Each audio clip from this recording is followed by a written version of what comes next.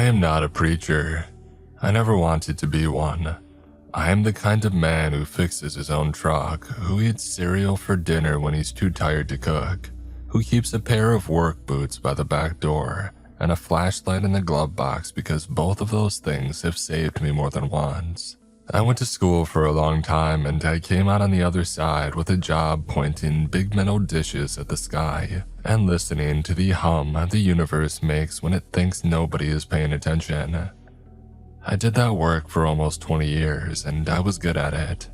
I loved it in the quiet way that a man loves something that he does not have to talk about.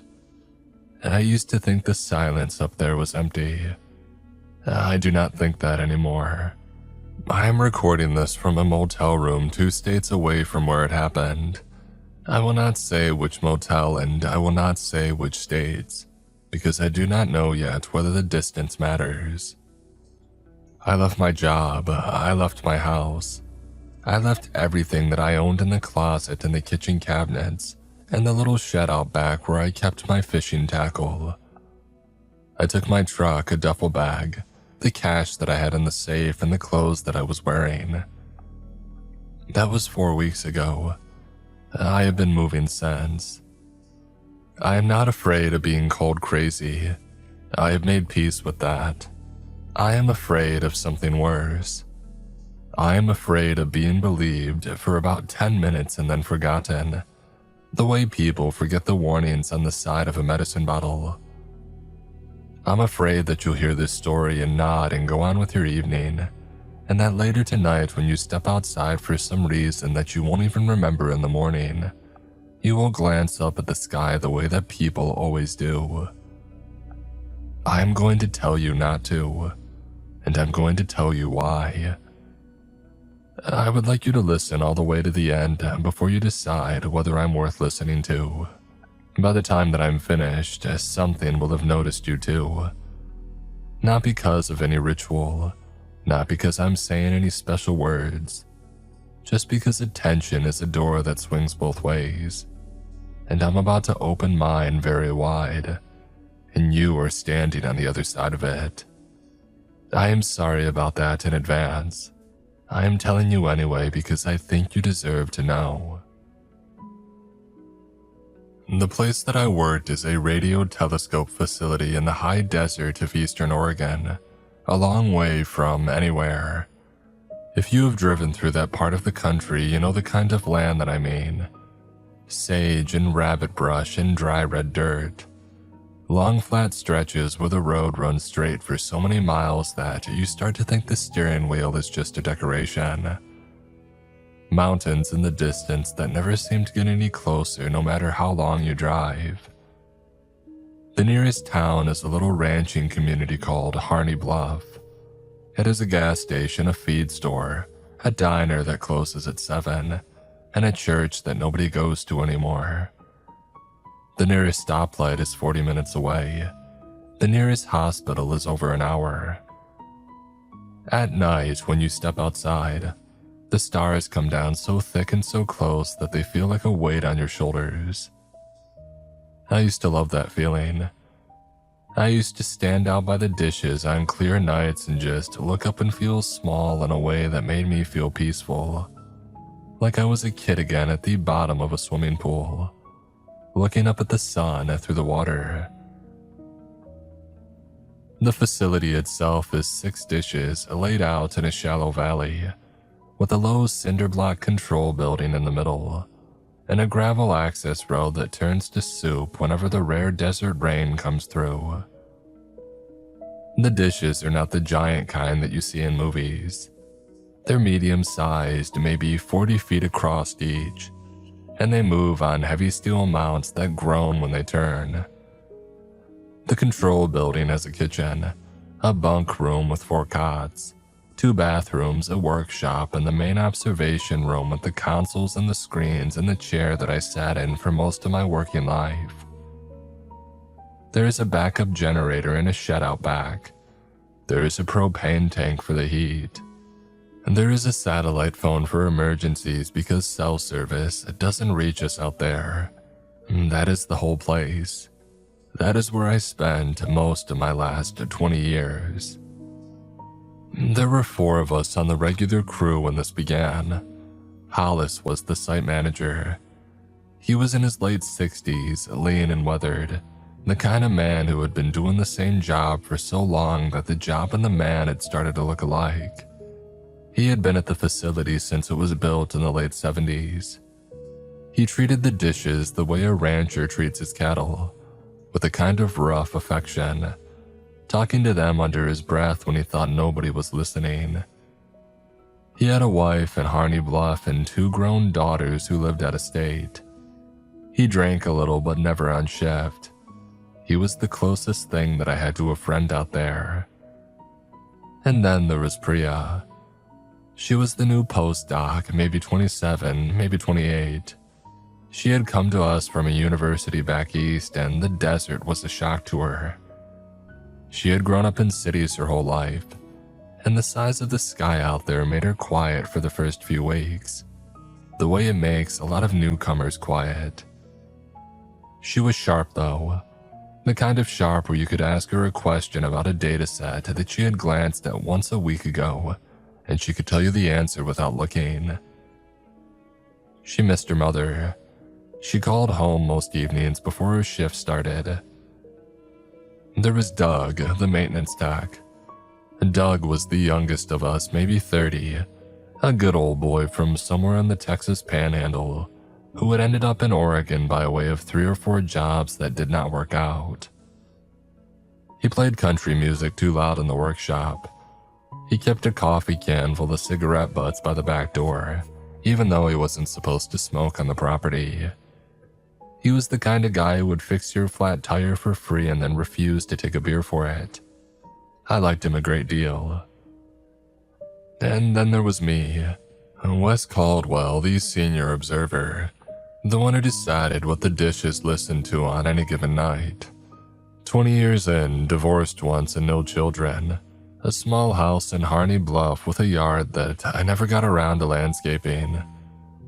I worked the night rotation more often than I had to, because I liked the quiet, and because there was nobody waiting up for me at home. I'm telling you all this because I want you to understand that we were normal people. We were not seekers. We were not looking for anything in particular. We were just doing our jobs. We had bills and routines and small private griefs, and we drank too much coffee. The thing that found us did not find us because we were special. It found us because we were standing still in the right place, and because I in particular was bored, and because I didn't know when to leave well enough alone. The first wrong night was a Tuesday in October. I remember the day of the week because I had stopped at the diner in Harney Bluff for a tuna melt on my way out to the facility, and Tuesday was the only day that they made the tuna melt the way that I liked it. The sky was clear, the wind was light. The temperature was already dropping into the kind of cold that you feel in your teeth. The dry desert cold that comes before the snow. The schedule for that night was nothing special. We were supposed to spend a long stretch of hours pointing at a quiet patch of sky over the constellation Eridanus, in a region that astronomers called a cold spot. A cold spot is exactly what it sounds like. It's a place in the sky where there is, as far as anybody has ever been able to tell, nothing. No stars worth talking about. No galaxies worth talking about. Just the faint background hum that fills the whole universe everywhere you point. We use cold spots as a baseline. You listen to the nothing for a while so you know what nothing sounds like, and then later when you are listening to a real source, you can subtract the nothing out and see what's left. I had pointed the dishes at cold spots 1,000 times in my career. It was the most boring kind of observing that there is. You set the dishes, you start the run, you sit in the chair and you drink your coffee and read a book. And you check the screens every so often to make sure that nothing has gone wrong with the equipment. And then you wait for your shift to end.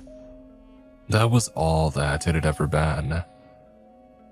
That night, though, the silence had a texture to it. I don't know how else to describe it. The instruments showed nothing that I could point at. The needles on the meters stayed where they were supposed to stay. The screen stayed clean. There was no signal. There was no anomaly. There was nothing on any of the readouts that I could have shown to another scientist and said, "Look at this." But I sat in my chair and the hair on my arm stood up, and the back of my neck went cold in a way that it goes cold when somebody is standing behind you in a dark room and you haven't heard them come in. I turned around. There was nobody behind me. The control room was empty except for Priya, who was at the other console across the room working on something on her laptop. I looked at her and she was already looking at me. She said very quietly, "Do you feel that?" I said yes. Neither of us said anything else for a long time after that. We sat there in the hum of the cooling fans and the soft tick of the clock on the wall, and we listened, and we did not know what we were listening for. After a while, the feeling faded, the way the feeling of being watched in a dark room fades when you finally turn the light on. We finished the shift, and we did not talk about it. We went home. I told myself in the drive back to town in the gray light before sunrise that it was nerves, that it was low blood sugar, that the tuna melt had been off, that I was tired, that I was getting old and my imagination was starting to do things to me. I told myself that I would laugh it off later. It wasn't so funny though. Over the next 2 weeks, the feeling came back. Not every night. That was the thing that kept me from saying anything to anyone official. If it had been every night, I could have called it a malfunction, or a problem with the wiring, or some kind of low-frequency interference from a piece of equipment somewhere in the building. But it was not every night, only sometimes. And after a while, I started to notice that it was only sometimes when we were pointed at a cold spot, when we were tracking a known source, a star or a galaxy or a pulsar or anything the sky was supposed to actually contain. The feeling never came. The feeling only came when we were aimed at the parts of the sky that were supposed to be empty. I tried to talk to Doug about it first because he was the easiest to talk to. I caught him out by the workshop one afternoon smoking one of the cigarettes that he wasn't supposed to be smoking, and I said, "Hey, have you ever felt anything weird out here at night?" He squinted at me for a second and then he laughed and said that the desert will play tricks on you, especially when you have been out in it as long as we have. He said that he had felt all kinds of weird things over the years, and none of them had ever turned out to be anything.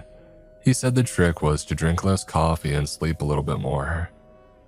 He clapped me on the shoulder and went back inside. I tried Priya next. I caught her in the kitchen at the start of her shift while she was making tea. I said, "Do you remember that night a couple of weeks ago?"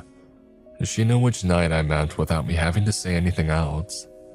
She put her tea bag down and she looked at me for a long moment, and then she said, in a very quiet voice, that she had stopped going to the bathroom alone during the night shifts. She said it like she was admitting something embarrassing. She would not tell me why. She picked up her mug and walked out of the kitchen and did not look back. That's when I knew that it wasn't just me. That was when I knew that I had to go to Hollis. Hollis was in the workshop the next morning, his hands black with grease, working on the gear assembly for one of the smaller dishes. The workshop smelled like oil and old coffee, and the dry electric smell that the heaters in the building put out when they had been running too long. I stood in the doorway and I told him as plainly as I could what I had been feeling. That watched feeling. The texture and the silence. And the way that it only came when we were pointed at the empty places. He went very still while I was talking. He set down the wrench that he had been holding. He picked up a rag and he wiped his hands on it for a long time without looking at me. Now, I have known a lot of men in my life who use the act of wiping their hands as a way of buying themselves time before they have to say something hard. Hollis was buying himself a lot of time. When he finally looked up, his face had something in it that I had never seen before. He looked older than he was. He looked like a man who had been hoping a particular conversation would never come up, and who had just been told that it was here. He said in a voice that was not the voice he usually used, that we should not point the dishes at the empty places anymore. Of course, I asked him why. He said the old crew, the ones who had built the place, used to have a rule about it. He said that they never wrote the rule down because nobody wanted to be the one to put it on paper. He said the rule was to not aim at cold spots. You do not listen to the silence. You do not look up at the sky for too long when you're alone. He said that it had been passed down from crew to crew like a family secret, in quiet little conversations like the one that we're having, and that he had been planning to tell me eventually, and that he was sorry he hadn't told me sooner. I asked him what would happen if we didn't stop. He said the sky was not as empty as the textbook said. He said that some things up there were listening for anyone who listened back. And then he said that he wasn't going to talk about it anymore, and he picked up his wrench and he went back to work. And his hands were shaking just a little, and he did not look at me again. He went home early that day. He did not come in for the next 3 shifts. When I called his house, his wife said that he was sick. The way she said it made me think that she knew that he was not sick, that she had heard her husband say things like this before, and had spent a long time learning not to ask questions about them. I'm a scientist. A man told me not to look, and so of course I looked. I want to be honest with you about this. I want you to know that I had every chance to leave it alone. Hollis had told me to leave it alone, and I trusted him. And I knew in my gut that he was telling the truth about something even if I did not understand what that truth was. Priya had told me without telling me that something was off. Doug had brushed me off in a way that I now think was its own kind of warning. The warning of a man who had decided that he didn't want to know any more than he already knew. Every door in front of me was closed, and somebody that I respected was standing in front of every door. And they were all telling me in their own ways to turn around and walk back the way that I came. I did not walk back. I sat down at the console on a Sunday night when I had the facility mostly to myself, with only Doug asleep in the bunk room down the hallway. So I aimed the largest dish at the deepest and emptiest patch of sky that I could find in the charts. I picked a spot so empty that even the cold spot studies had skipped over it. I told myself that I was just gonna listen for a little while. I told myself that if I felt the watched feeling, I would shut it down right away and never do it again. I told myself a lot of things that night, sitting in the chair with my hands on the controls, while the dish outside groaned and turned and lifted its great metal face toward a piece of sky that nothing was supposed to be in. For a long time, there was nothing. I almost laughed at myself. I almost got up to make a fresh pot of coffee. I had my hand on the arm of the chair, ready to push myself up, and I was already half smiling at how silly the whole thing had been. And that was the moment that it started. And the feeling came in the way that a tide comes in. Not a wave, not a sudden thing. Just a slow, steady rising that you don't notice until your feet are already wet. I felt the hair on my arm stand up at first, the way that it had on the Tuesday in October.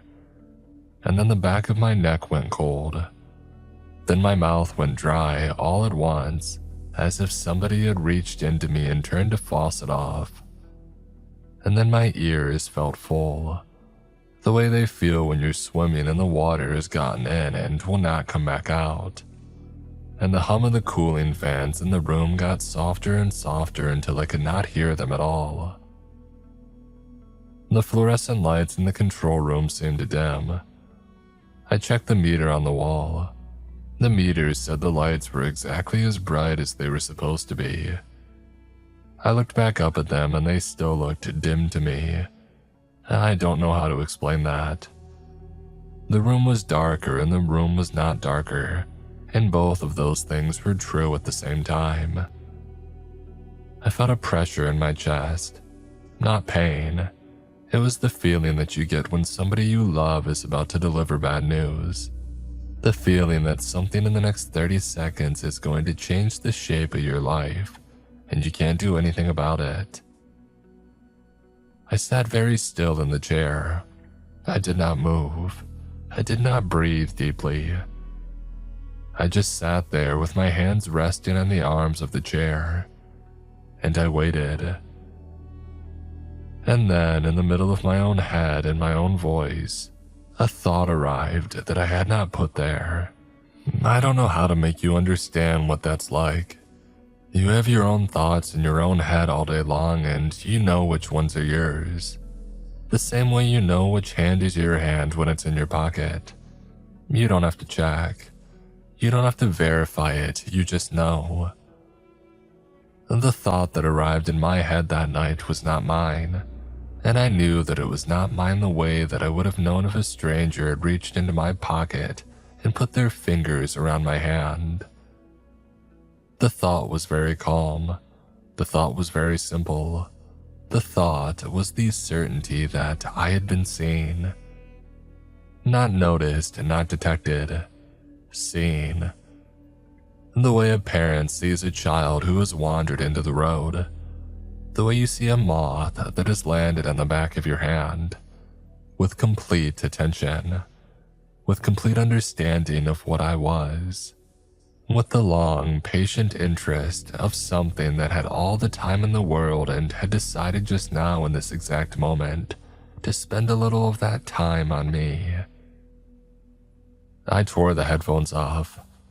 I did not even remember putting them on, but they were on my head and I tore them off, and I slapped at the controls and shut the dish down, and the great metal arm outside groaned and began to swing back to its resting position. I sat in the dark control room shaking.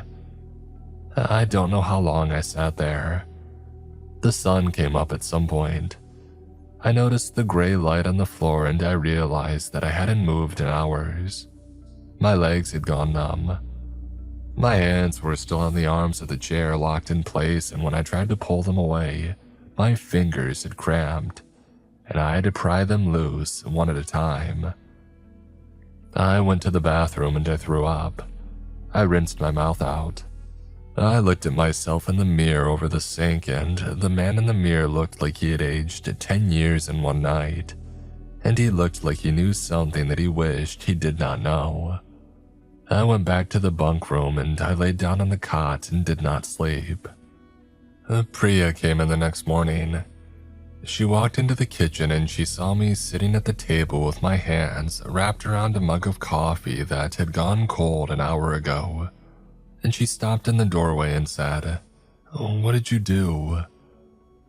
I told her, and I told her all of it.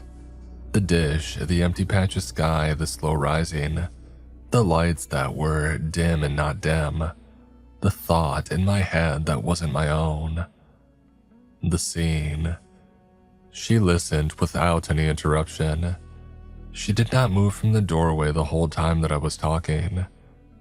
When I finished, she came in and sat down across from me at the little table, and she looked at her hands for a long moment, and then she told me her side of it, the part that she had been holding back. She had said on one of the bad nights, when we had both been feeling the watched feeling and neither of us had been willing to say so out loud, she had walked outside to clear her head. She had gone out the back door of the control building and she had walked a little ways across the gravel toward the smallest of the dishes. And she had stood there in the cold and looked up at the stars. She said the stars had looked back. She did not mean that the way that it sounds. She did not mean it as a metaphor. She said she felt every single star in her sky turn its attention toward her all at once, the way a crowd in a stadium turns when somebody shouts. She said she could feel the weight of all of them on her at the same time, and she said that it was not a hostile weight, but it wasn't a friendly one either. It was the weight of something enormous and very old that had finally noticed she was there, and it was now considering her, the way you might consider an ant that had walked across the back of your hand. She said that she had run back inside. She sat under the fluorescent lights in the kitchen for almost an hour with her face in her hands, trying to convince herself that that had not happened. She said that she had almost succeeded. She said that she had been doing a pretty good job of it until I sat down in front of her this morning with my face the way that it was. She told me she did not think that we had discovered anything new. She thought that we had just finally stood still long enough to notice what had always been there. She said something that I haven't been able to stop thinking about since. She said the universe is not a place. The universe is a face, and that we have spent our whole lives staring at it without knowing it had eyes. We sat at that little table for a long time without saying anything else. Outside, the wind was picking up, and I could hear it moving across the dishes, making the steel mounts creak. And 2 nights later, Doug did not show up for his shift. His truck was in the parking lot, and his tools were laid out in the workshop the way that he always laid them out at the end of a job, in a neat line on the bench, the wrenches in order from smallest to largest. His coffee cup was sitting on the workbench next to the tools, and when I touched the side of it with the back of my hand, it was still warm. Priya and I searched the building. We checked the bunk room, the bathrooms, the kitchen, the workshop, and the little storage closet where we kept the spare parts. We were starting to get worried. I was starting to think that we were going to have to use the satellite phone and call someone. And we found him in the control room. He was sitting in my chair, the chair that I sat in every shift, the chair that I had been sitting in 2 nights before when I had pointed the dish at the empty patch of sky. He was sitting in it the way you sit in a chair when you've been in it for a while and have gotten comfortable, with his shoulders relaxed and his hands resting on his knees. He was facing the main screen. The main screen was turned off. The entire console was off. There was nothing for him to look at, but he was looking at it anyway, with a small, peaceful smile on his face. The kind of smile a person wears when they're listening to a piece of music only they can hear. I said his name. He did not turn his head. I walked around in front of him into his line of sight and I waved my hand in front of his face. His eyes did not move. He kept smiling at the dark screen as if it were not there. I touched his shoulder. He spoke without looking at me. His voice was mostly his own, that same drawl that he always had. But there was something underneath it. It was like a second voice was humming along with his voice, softly just below the surface, the way that a bass note hums under a melody. I don't know how to describe it any better than that. You have to hear something like that to understand. I hope you never do. He said that it was all right, Wes. He said that there's nothing to be afraid of. He said it's not angry, it's not cruel. It's just very, very old and very, very interested. And once it knows your name, it likes to keep you company. I asked him if he was all right. He said, "I've never been better." And then he turned his head slowly, the way a man wakes up from a nap, and he looked at me for the first time. His eyes were these same eyes that I had known for years, but there was something behind them now that hadn't been there before. Something patient and interested. Something looking at me through Doug's eyes the way you might look at a fish through the glass of an aquarium. He smiled at me with that small, peaceful smile, and he said, "Would you like to be kept company to, Wes?" I don't remember backing out of the room. I remember being in the control room, and I remember being in the hallway, and the part in between is gone.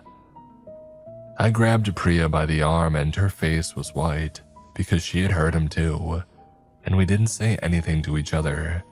We didn't need to. We walked out of the building, and we got into my truck, and I drove us off the property. I didn't look back at the control room window because I did not want to know if Doug was watching us leave. I drove to Hollis's house at the edge of town. It was the middle of the morning by then, and the streets of the town were mostly empty the way that they always were that time of day. I parked in his driveway behind his old pickup. Priya stayed in the truck. I went up to the door and I knocked, and Hollis answered it almost immediately, like he had been standing in the front room watching the driveway. He took one look at my face and he said, "Come in." He poured 2 glasses of bourbon at his kitchen table. It wasn't even noon. He poured one for me and one for himself, and he sat down across from me. He did not touch his glass, and he didn't ask me what had happened. He just waited. I told him about Doug and everything that I had seen. Him staring at that blank screen, and his smile, and that second voice that came from his. I told him that I needed him to tell me what it was. I told him that I wasn't leaving his house until he told me. He took a long swallow of his bourbon. He set the glass down very carefully on the table. He looked at the wall behind me for a long moment, the way men do when they're looking at something that's not actually there. And then he started to talk. He said when the array was first built, back in the late 70s, the original team had felt the same things that I had been feeling. He said that they had not had a name for it then either. He said they had been just a small crew, about 5 or 6 men, and they had been very excited about their new equipment and their new piece of the sky, and they had pointed the dishes at all kinds of places, including the ones that were supposed to be empty, because they hadn't known any better. He said that feeling of being watched had started for them within the first month. He said one of the crew, a young man whose name Hollis still could not bring himself to say out loud, had kept pointing the dishes at these empty spots anyway. He had been the curious type. He had thought that he was on the edge of some grand discovery. He had not been wrong exactly, but he hadn't understood what kind of edge it was. He had spent more and more of his shifts aimed at the cold spots, and he had spent more and more of his off hours sitting outside the control building at night and looking up at the sky. The rest of the crew started to notice that he wasn't really there anymore when you talked to him, and that there was something else lurking behind his eyes that hadn't been there when he had first arrived. Hollis said that one night, the young man had just walked out into the desert. He hadn't taken his truck. He hadn't even taken a flashlight. He just got up and walked away from the facility on foot, in the middle of the night, in the direction of nothing in particular. They had found his body about a week later, sitting upright against a juniper tree about 3 miles out, with his hands folded in his lap and his face turned up toward the sky. He had been dead for several days, and the whole time, he had been smiling. Hollis said that the rule had been created after that. Don't aim it at the cold spots and don't listen to the silence. And whatever you do, don't look up at the sky for too long when you're alone. The rule had been spread from crew to crew over the years, the way that I had wanted Hollis to pass it down to me. He said that he had been planning to tell me about it on my 1-year anniversary at the facility, the way the man before him had told him. But my 1-year anniversary had come and gone, and I had seemed like such a steady and sensible man that he had thought maybe that I didn't need to be told. He had thought that he could let the rule die with himself. He said that he had been wrong, and he apologized. I asked him what it was. He looked at his glass of bourbon for a long moment, and then he said that he did not know. He said nobody really knew. He said the word God was the closest word that people had for it, but it was not really the right word, because the God in the books was supposed to love you, and this thing definitely did not love you. But it didn't hate you either.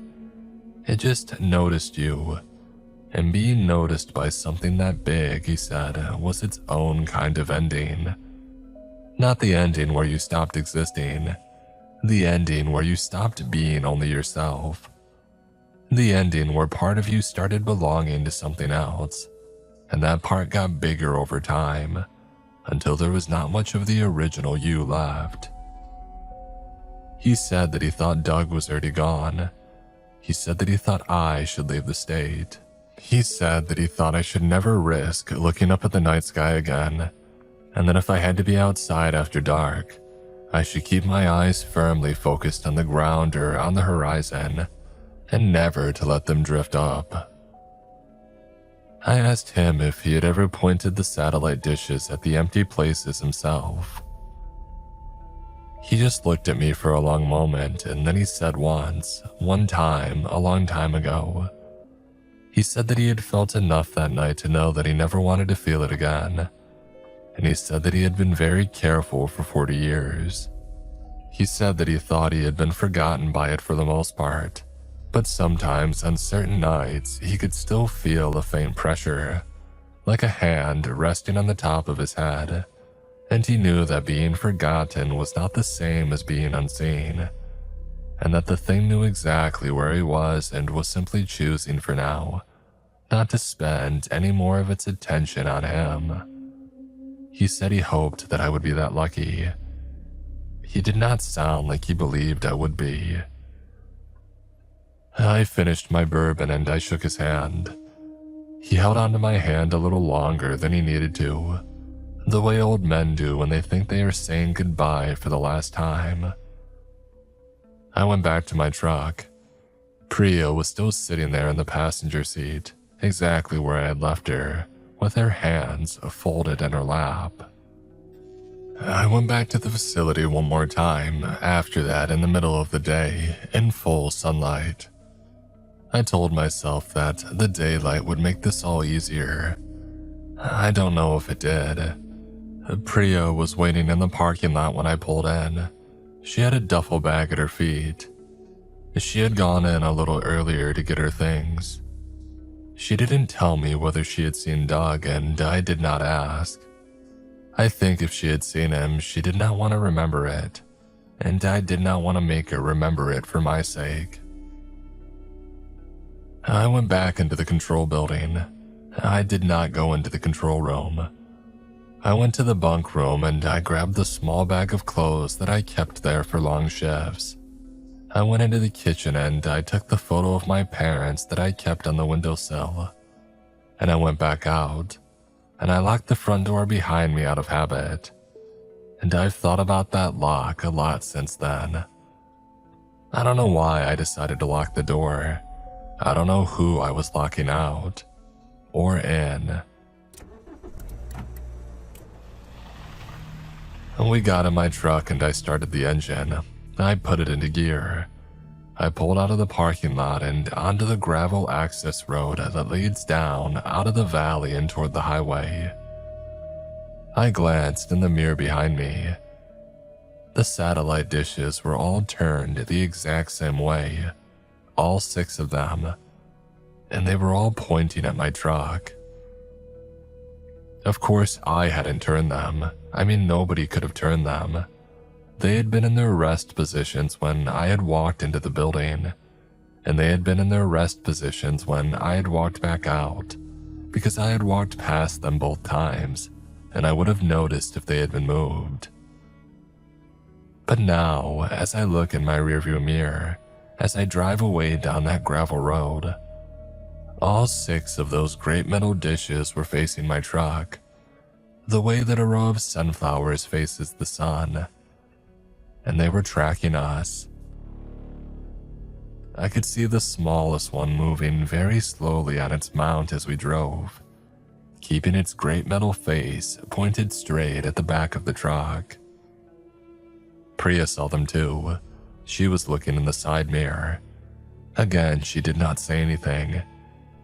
She just reached over and put her hand on top of mine on the gear shift, and I kept driving, and I did not look in the mirror again. We drove for 2 days. We slept in the truck that first night, in a turnout off the highway somewhere in Idaho.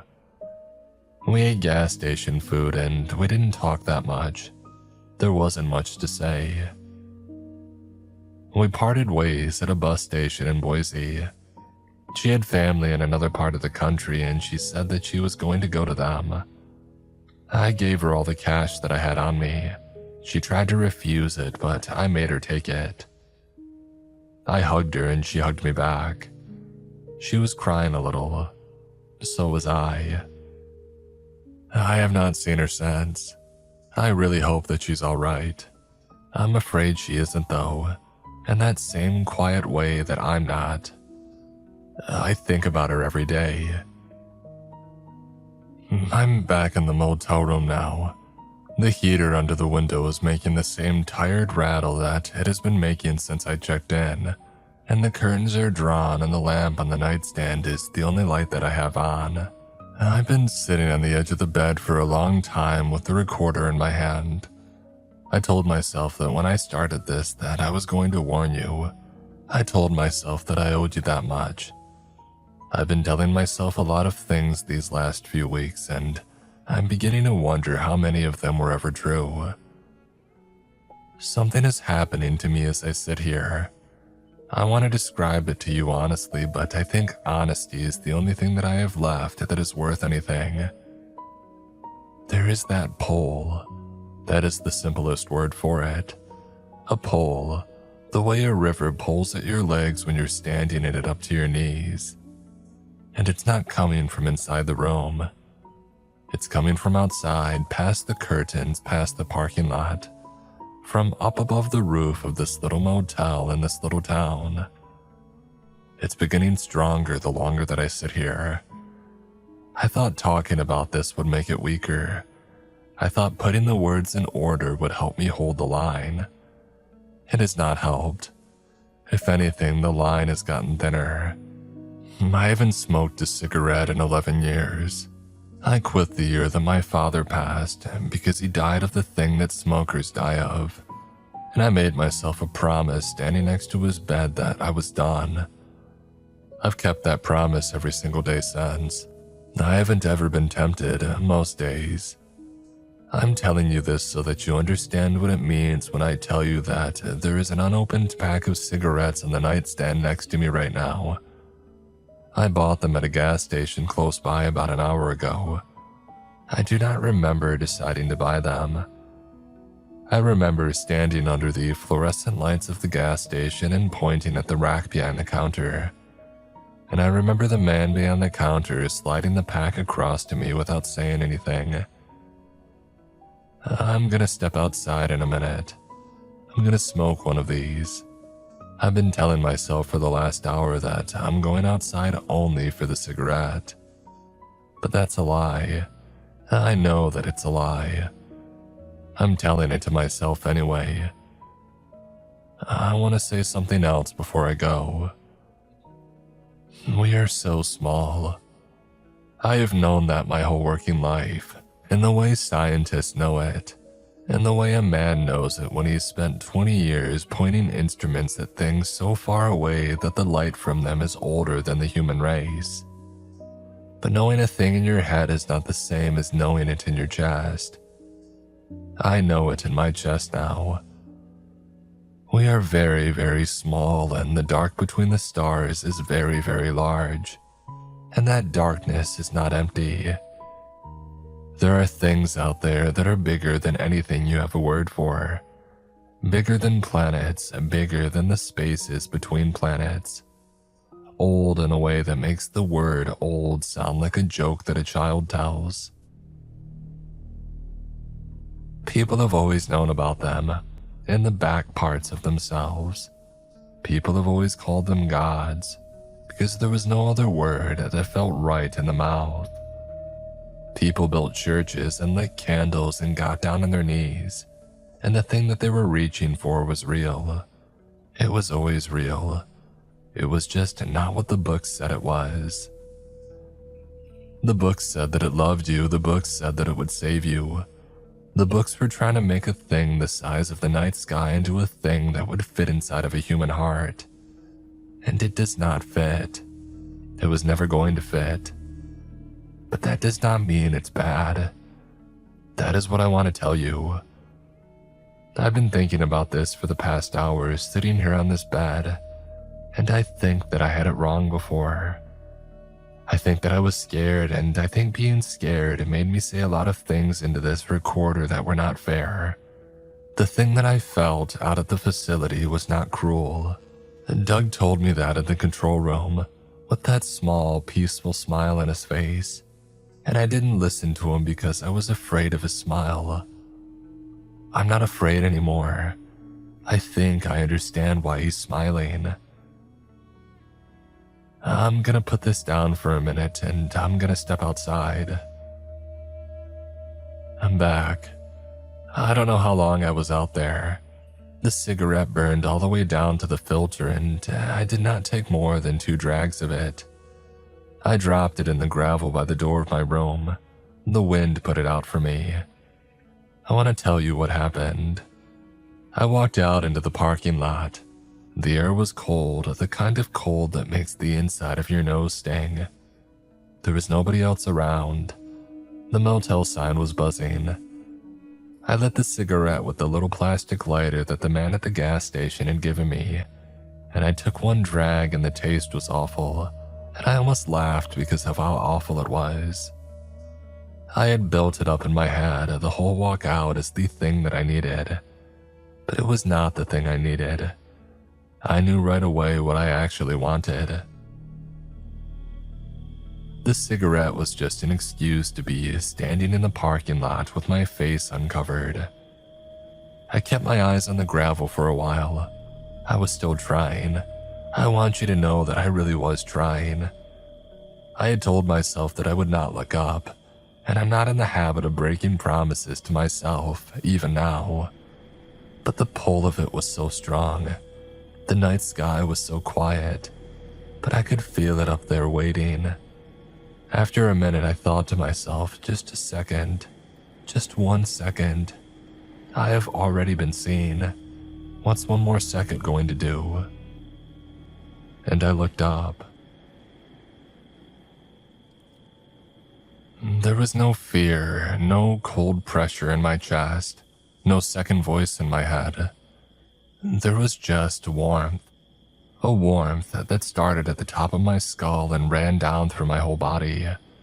The way warmth runs through you when you come in from a long walk in the snow and somebody you love hands you a cup of something hot.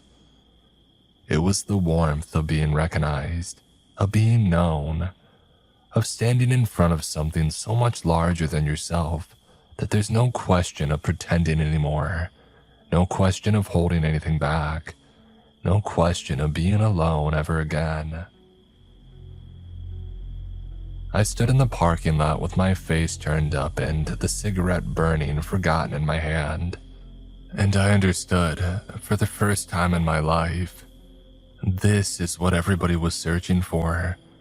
This is what people were searching for when they knelt in a church. They were reaching for this. That warmth that I felt in the parking lot. But they had been looking in the wrong place. They should have been looking up. The whole time, all they had to do was look up. I'm almost finished now. I want to take back what I said before. I was wrong. I was so wrong, and I'm sorry that I scared you.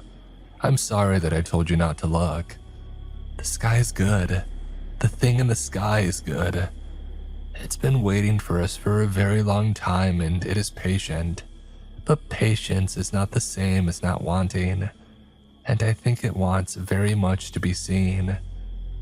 I think it's been lonely in a way a thing that big can be lonely, and I think every pair of eyes that lift toward it is a small kindness, and I think we owe it those kindnesses after all this time. So here's what I want you to do. When you stop listening to this, I want you to stand up. I want you to walk to your door, and I want you to step outside into whatever night is waiting for you out there. I want you to tip your head back and look up. Do not glance, do not check and then look away. Look.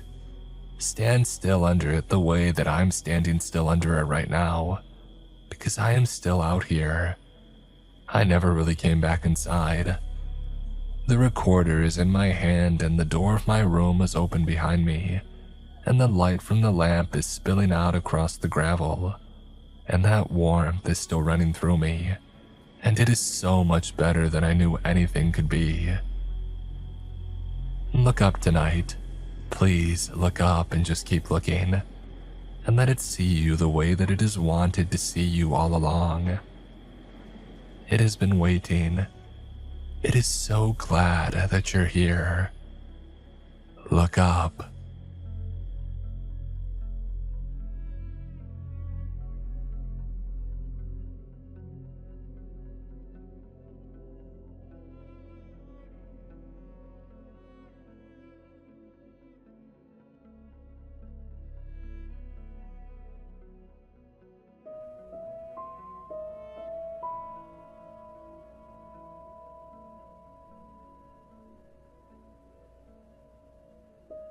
My mornings in Weeping Tree Books always begin the same way.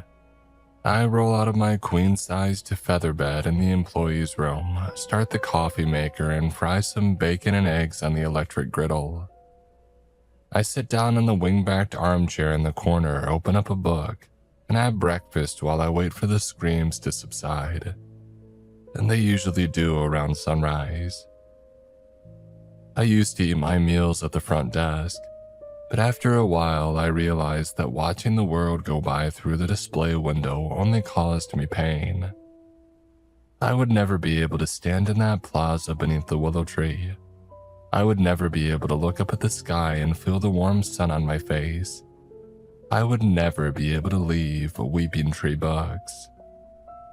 After the fire, the law firm that manages the bookstore's finances refurnished the employee's room.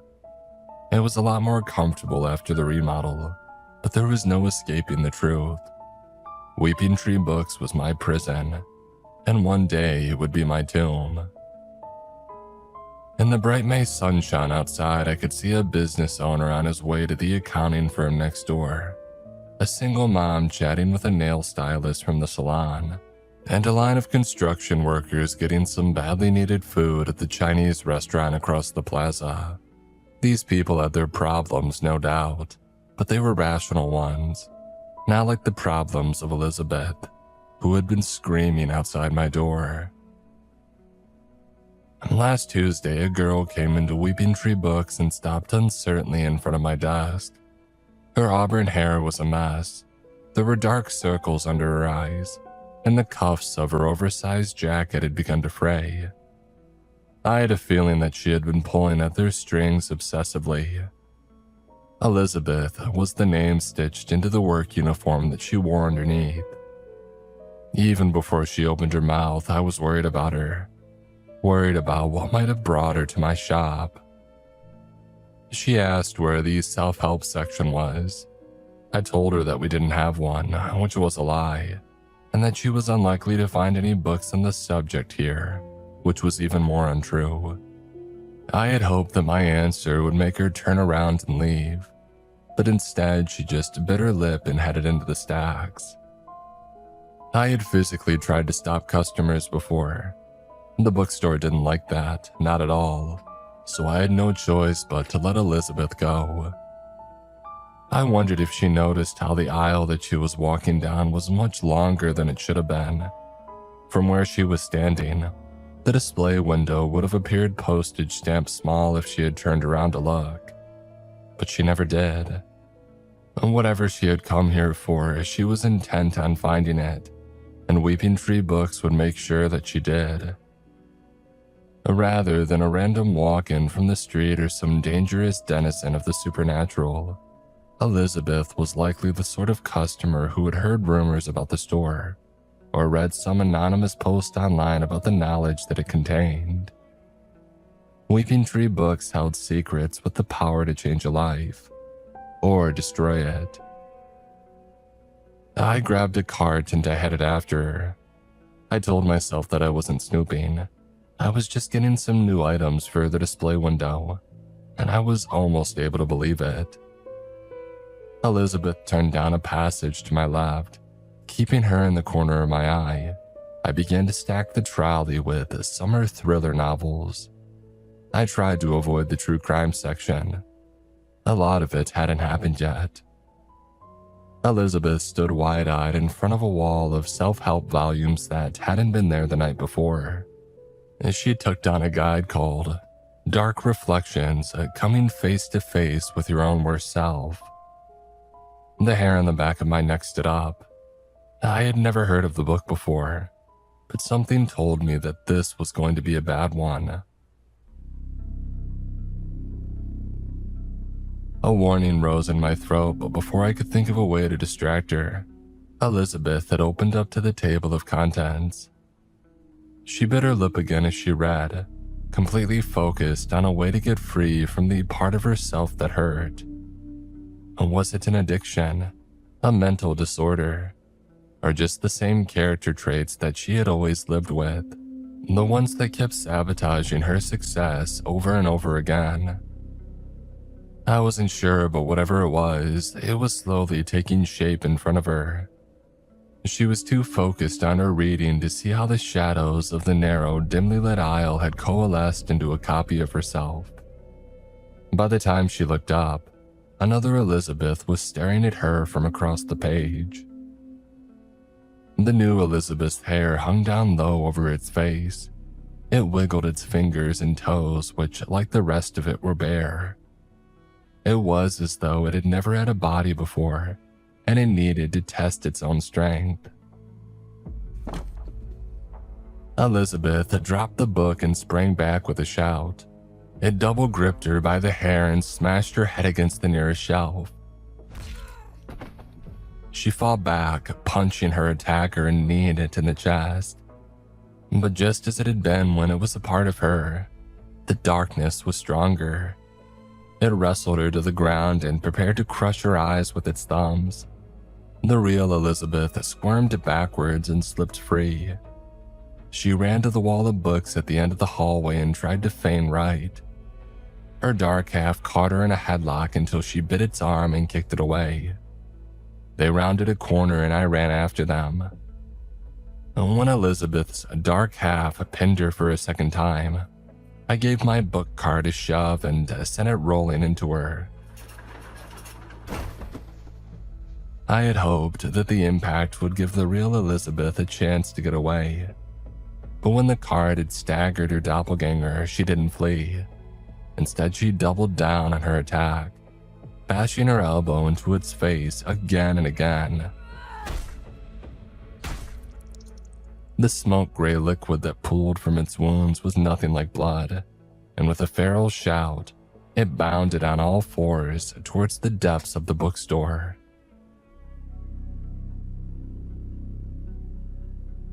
Elizabeth shot me an angry glare, and at last I understood that she didn't want to escape. She meant for this to end here one way or another. Without another word, she chased after her double. I, meanwhile, returned to my cart. I picked up the copy of Dark Reflections from where it had fallen on the floor. If I squinted, I could almost see a razor-thin smile forming in the air in front of me. I shuddered and reshelved it as quickly as possible.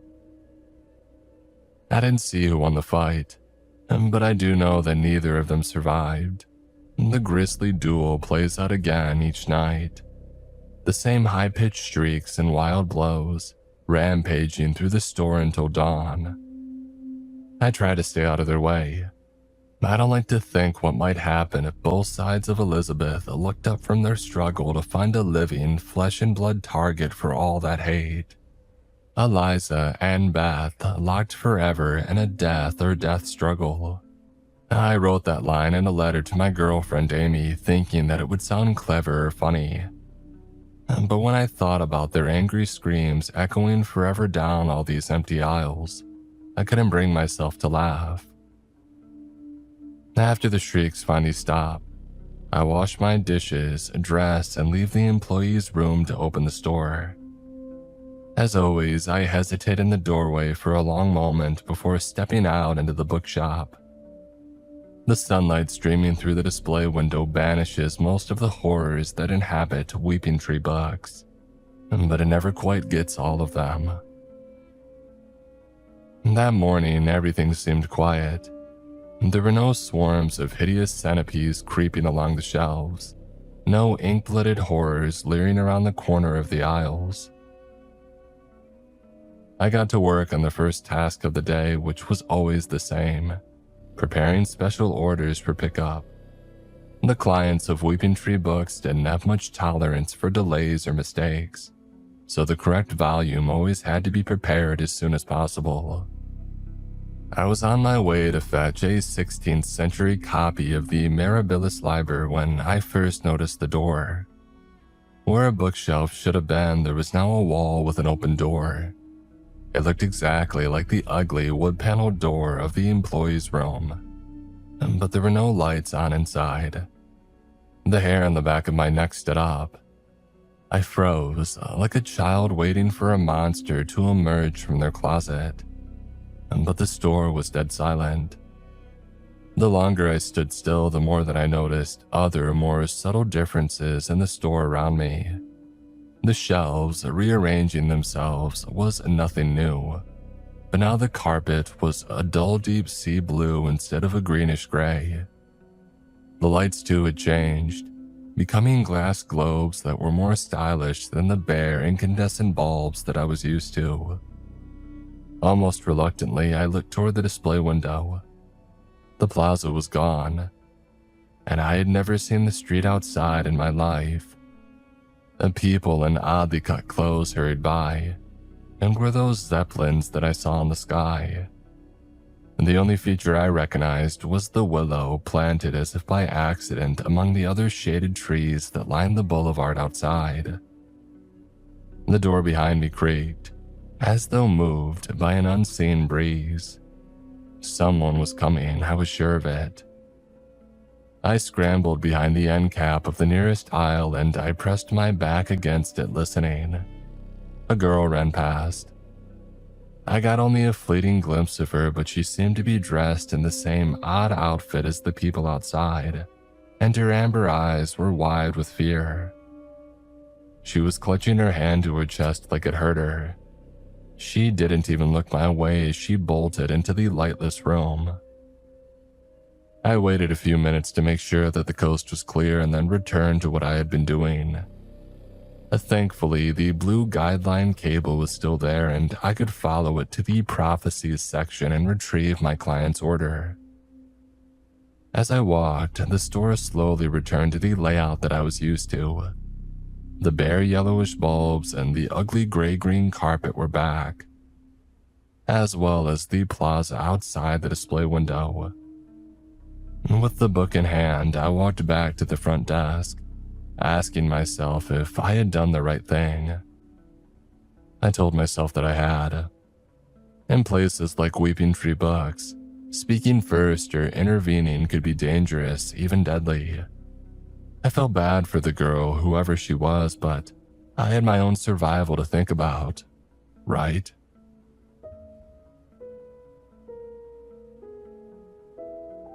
By the time that I prepared the morning's orders, the woman in the black turtleneck had already arrived. She came in every day at 10 a.m. on the dot. She never spoke or bought anything, but she didn't cause trouble either. Mostly, she just drew in the large sketchbook that she carried and observed the other patrons. It was odd behavior to be sure, but probably harmless. Or so I thought at the time. Sometimes I had a chance to peek over the woman in black's shoulder at her drawing pad. I discovered that so far she had drawn the display window, a reading nook, and even my work area behind the desk. I was surprised and maybe a little insulted that she had never asked to draw me as well. And maybe I thought uneasily she had, just without my permission. And maybe she had illustrated me being stalked by hungry monstrosities with limbs too long for their bodies. Maybe she had drawn me being pulled apart by a mob or psychotic, grinning customers. Maybe some of the evil that I had encountered in the bookshop was her fault. I forced myself to stop. With so much time to think, it was easy to descend into obsession and paranoia. My long, lonely months at the bookstore had convinced me that it wasn't safe for anyone to be alone with their own thoughts, especially not in a place like Weeping Tree Books. For all I knew, the woman in the turtleneck sweater was just a hobby artist who liked to draw cozy interior scenes. Even so, her presence in the store always made me feel uneasy, observed somehow. The way she wandered into the depths of the store only to reappear hours later reminded me too much of Jacob, the graduate researcher who had planned to sell the store's deadly knowledge to the highest bidder. He had been looking for books on the creation of plagues. God only knew what the woman in the black turtleneck was after. Without realizing it, I found myself trying to follow her while I shelved new books or took inventory. And that was where the trouble started. After nearly a year as the bookkeeper, I thought I knew most of the entities that appeared in these shallow levels of the bookstore. Entities like the Burning Man, a former bookkeeper who had tried to set fire to the store to escape it. Now his spirit was cursed to wander these halls, shrouded in flame. Or there were the mimics, being with no appearance of their own that stole the faces of others. Their inability to blink usually gave them away before they got too close. Usually. Like a well-traveled trucker who knows which route has the worst traffic and which is the quickest in bad weather, I had become accustomed to them.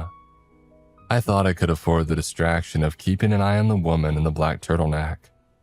I was wrong.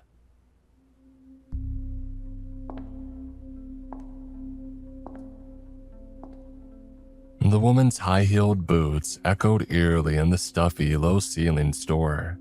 When she turned a corner and stopped, I thought it would be the perfect moment to sneak a look at what she was drawing. And when I peered around the shelves, however, she was nowhere to be seen. Instead, the door was back, opening impossibly into the surface of a standalone bookshelf. The carpet, I noticed, was a mottled mix of blue and green. Half of the lights were incandescent, half were the odd globes that I had seen earlier, and one was even a twisted mix of the two. I could hear the sound of weeping from inside the door. I backed slowly around a corner, and when I looked again, the strange room had vanished. Meanwhile, the echo of the woman in black's footsteps had returned. I spotted her in an intersection several aisles down. How had she gotten so far away so quickly? She paused, as though curious about what I would do next. I felt the frustration rise in me. The whole situation was absurd. Why shouldn't I just talk to her? This wasn't some fairy tale hag who would steal my name if I gave it to her, or some sadistic killer who cut out the tongues of anybody who spoke to them. This was just some lady with a sketchbook. "Hey," I waved and smiled. The woman in the black turtleneck glared at me for a full 10 seconds and then kept walking. I don't know why I went after her. Maybe it was just stupid pride. I had spent so much time pondering her presence in the store, I felt like she owed me an explanation. Even more disturbingly, I realized that I had come to think of Weeping Tree Books as my own home turf. And who was she to turn her back on me in my territory? It was like something out of a kid's cartoon. Every time I thought I was getting close, she would appear at the crossing on some other aisle, tantalizingly far away. The longer the chase went on, the harder it was to abandon, even though I knew in the back of my mind that the woman in the black turtleneck was leading me deeper into the bookstore. I made sure to keep the blue guideline cable on the floor in sight, but that was the only exception that I made for my own safety. When the door to that dark room had reappeared, I barely gave it a second glance. I needed to catch the woman in the black turtleneck now. What if she never came back after this? What if I never found out what she had been doing here? I was too caught up in my own spiraling thoughts to realize that I had been led into a dead end. I stared, disbelieving at the 3 solid walls of books around me. There was no path for the woman in black to have taken, and yet she was undeniably gone. I jabbed my fingernails into the cracks between the shelves. They were immovable and airtight. Sighing, I turned back to the central corridor, but it too had disappeared. In its place was a wall with a familiar wide-open door, a door that led to a lightless room and seemed to swing softly in an invisible breeze. I shifted my weight and felt the floor sag beneath my feet, a reminder that this was really happening. I didn't want to take a single step toward that eerily familiar and lightless room, and at the same time I was suddenly sure that someone was inside of it, approaching swiftly but silently, like a child closing his eyes when a monster comes out of the closet. I believed that as long as I didn't look, as long as I stood still and pretended that everything was normal, then I would be safe. Sweat trickled down my spine as I pretended to reorganize the cheesy 1950s sci-fi novels in front of me. Oh, the tension was unbearable. As though pulled by an invisible string, I glanced back toward the open door, and I saw a pair of bloodshot amber eyes staring into mine.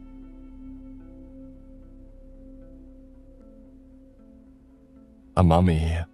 That was my first thought. Something out of an old horror movie, embalmed with yellow wrappings. But it wasn't wrapped in linen or gauze. It was covered in pages, thousands of them stuck so tightly to its body that they at first appeared to be its skin. No, not its skin. Her skin. Because what was beneath all of those words and illustration had once undeniably been human. I braced myself for an attack, but instead, the mummified stranger stumbled to her knees and gripped my hand. "Help," she whispered. A page unraveled from her finger and wrapped around mine. Its underside was sticky, rubbery, and oddly warm to the touch. By the time I tried to pull it off, it had already started multiplying, unfolding another sheaf around my palm. I felt a twinge of pain as words and illustrations bloomed across the paper, being written, I realized, in my own blood. The mummified girl's eyes widened, horrified by what she had done. Beneath the wrappings, her face was a mask of guilt and fear as she backed away into the darkness. Meanwhile, the unraveling pages had reached my wrist. I pulled out my lighter, hoping that its flame would block their path.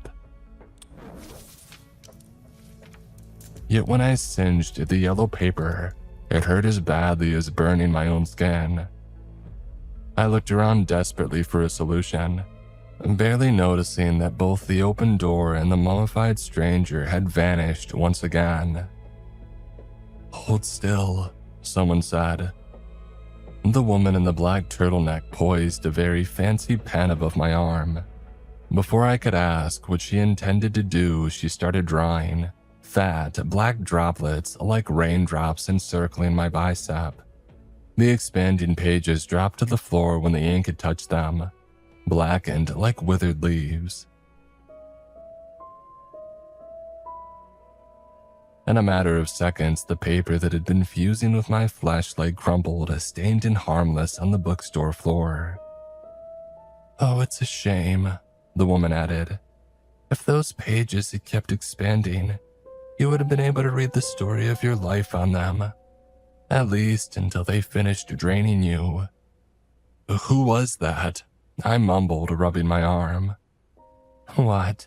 You think our reality is the only one with a bookstore like this one? The only one with a bookkeeper like you? The woman in the black turtleneck scoffed. The border between worlds is thin here, as you all know, and sometimes they overlap. Had that girl been a bookkeeper too? One of the unlucky ones who had succumbed to the store before she realized what she had gotten herself into. If things had gone differently, my fate could have been the same as hers. I was so lost in thought that it took me a moment to realize the woman in the black turtleneck was holding out her hand to me. Sorry about the game of hide and seek. I only wanted to get you back into the right reality before it was too late. My name is Eliza, by the way, and you, young man, must be the bookkeeper.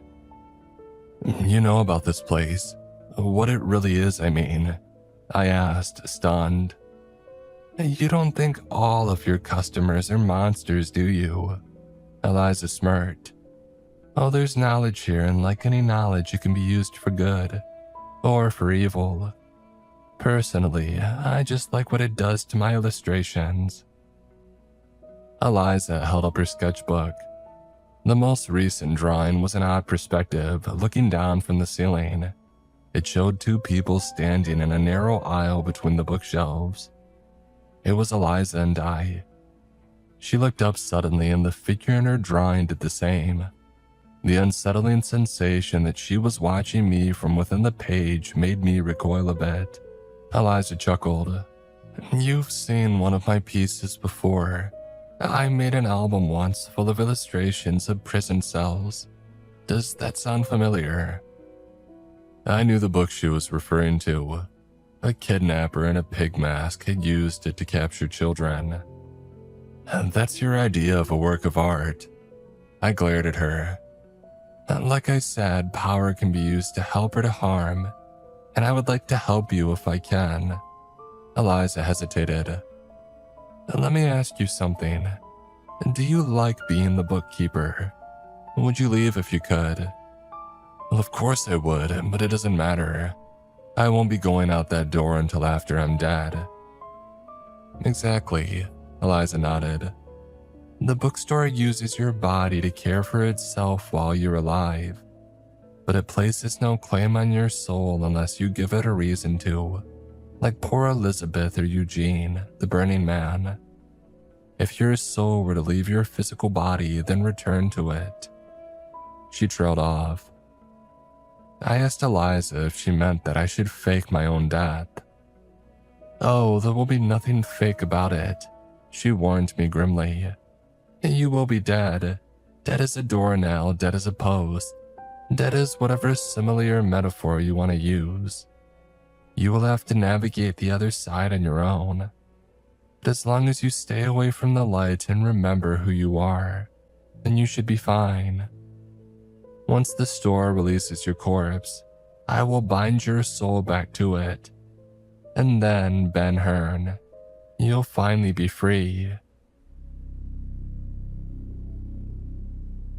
I couldn't recall ever having told her my name, but that hardly seemed to matter now. All of this was crazy talk, the sort of thing that a cult leader might tell his followers right before he laced their drinks with cyanide. I shook my head. I know I'm asking for a lot of trust, the woman in the black turtleneck admitted, and that's why I'm going to prove to you that it works. What? How? I had barely finished the question when Eliza lunged forward and stabbed her pen into my jugular.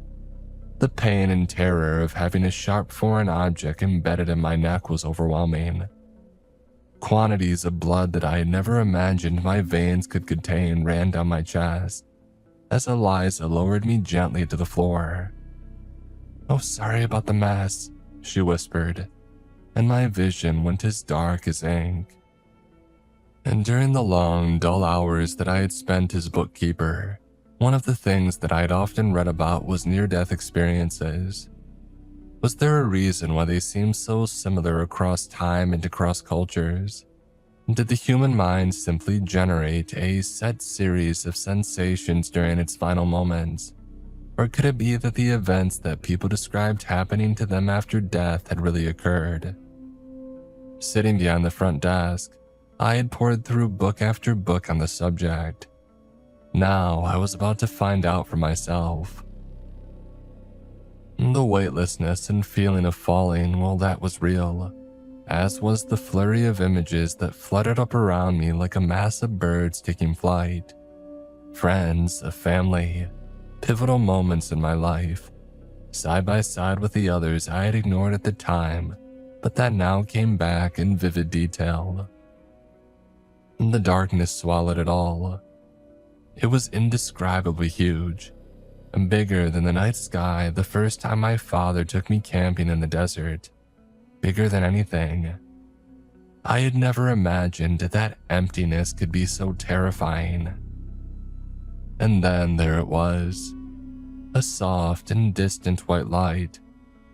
As strange as it sounds, it seemed to be calling out to me, telling me that everything was going to be all right. I could move toward it if I chose. I could be held, welcomed, comforted.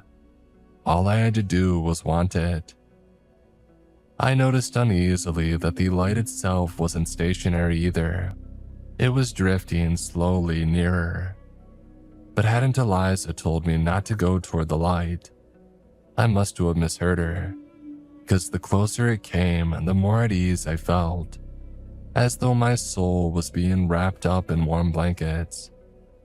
A song like a lullaby in 1,000 different languages soothed the panic that I had felt when I began plunging through all that emptiness. And then I noticed something on the edges of that gentle white glow. They weren't exactly cobwebs or the crooked limbs of some enormous spider, but they reminded me a little of both. If I squinted, I thought that I could see the tortured expressions of the figures that were bound to them. Although whether they were writhing to break free or urging me onward, I couldn't have said. I tried to slow my drifting, only to find that I couldn't. It was like a tiny boat trapped by an immense tide. There was nothing to hold on to, no way to stop my progress. I didn't even have arms or legs to flail as I was pulled toward the light. I thought about the message it had given me, about how I had to choose to move toward it. And what would happen if I chose the emptiness instead? Slowly, I felt my speed slowing until I was moving downward and backward instead of forward. The light grew distant but never completely faded or ceased to beckon me toward it. Eliza's advice and pure chance were the only reasons that I had seen the twisted forms lurking the light. The only reason that I had enjoyed them. How many others had succumbed to the temptation? How many others had gone trustingly toward that hopeful glow? I racked my brain trying to remember what else Eliza had said. Something about remembering who I was. Well, that didn't seem so difficult. At least, not until I tried to do it. The memories that had swirled around me when my fall began had disappeared like water going down a drain. I realized with horror that I couldn't even remember what my father's face looked like. The light far away now seemed to be mocking me.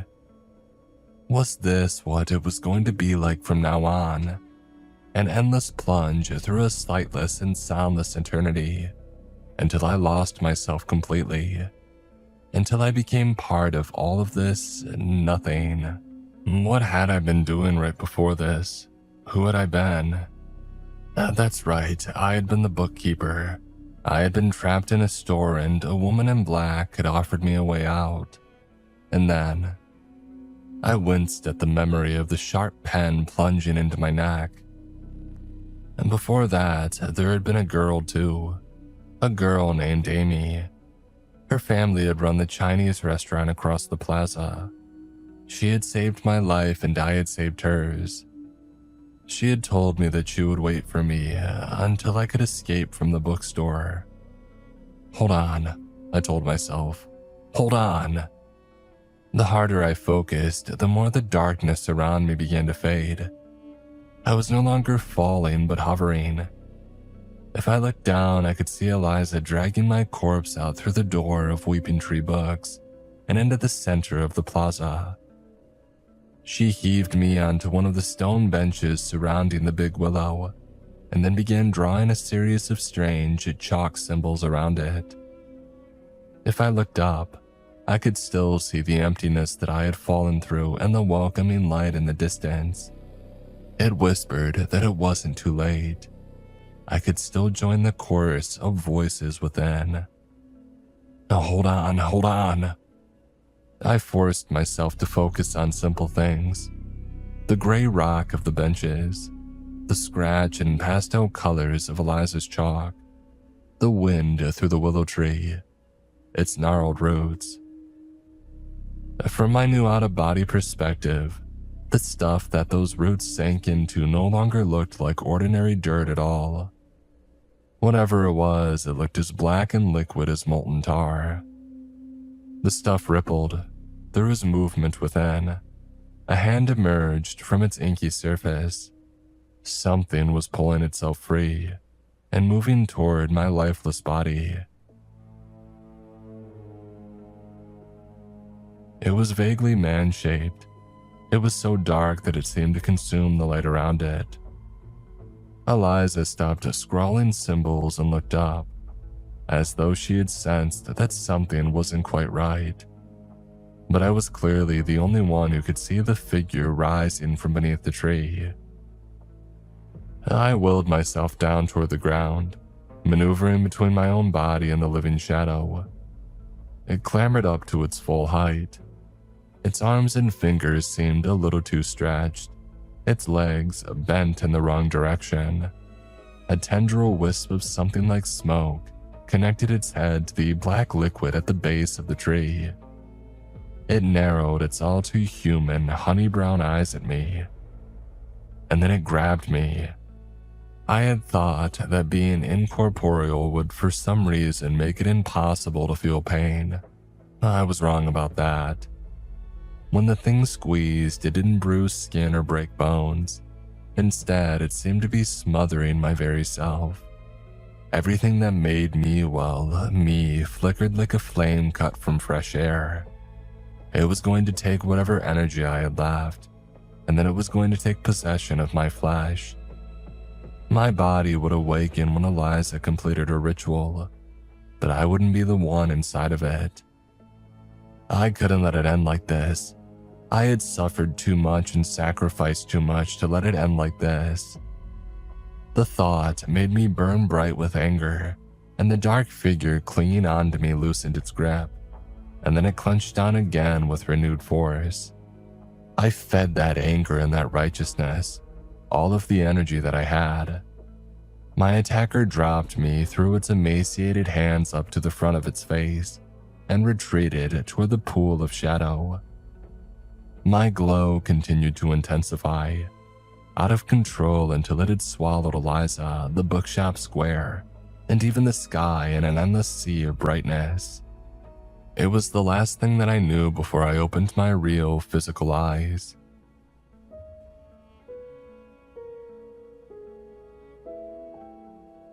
Eliza gazed down at me with an "I told you so" smirk spread across her face.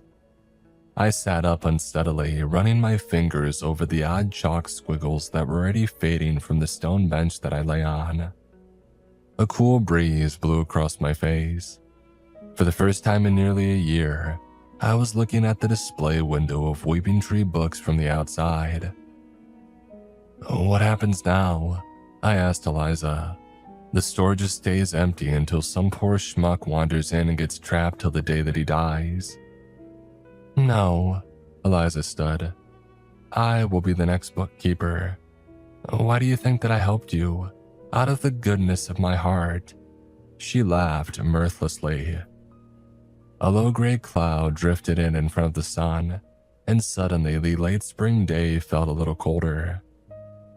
Oh, I've been around a long time, and this world holds no more secrets for me. And nothing out here can compare to the wonder within those walls. I remembered of a quote from a 300-year-old book that I had flipped through once in the store, one called Paradise Lost. The mind is its own place, and in itself can make a heaven of hell or a hell of heaven.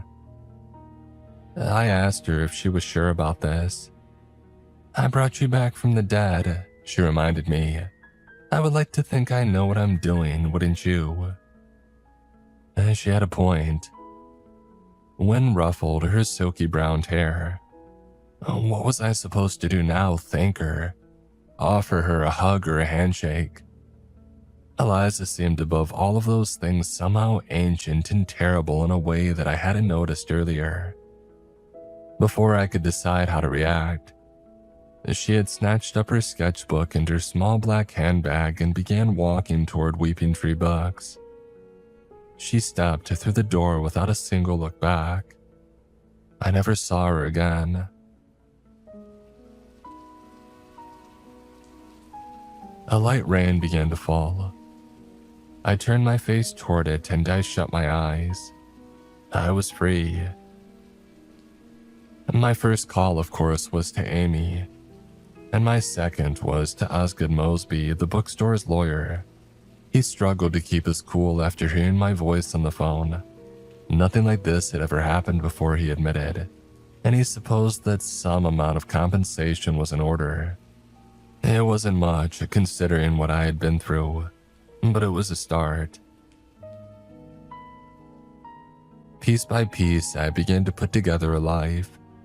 I tried to not think about shadowy figures waiting to slip beneath my skin, or the horror of the light that so many people saw in their final moments. I didn't ever want to return to the plaza of Weeping Tree Books, but considering that Amy's parents' restaurant was located there, I didn't have much choice. When I finally did find the strength to go back, however, I was shocked by what I found. There was a for sale sign in the bookstore's display window, and when I peered inside, I saw only an empty, ordinary storefront.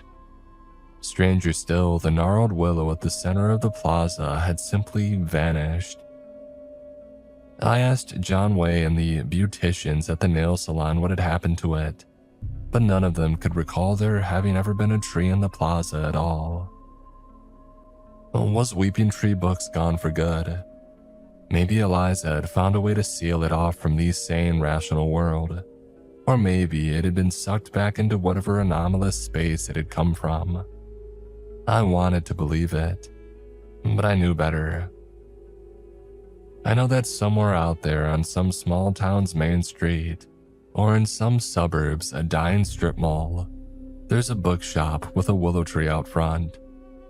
Maybe there's a woman with a black turtleneck sitting inside, taking notes on some old manuscript or sketching her customers while they browse the shelves. I hope so, because if not, if the chair behind that front desk is empty, the next bookkeeper will be whoever walks through the front door. It could be anybody, and maybe even you.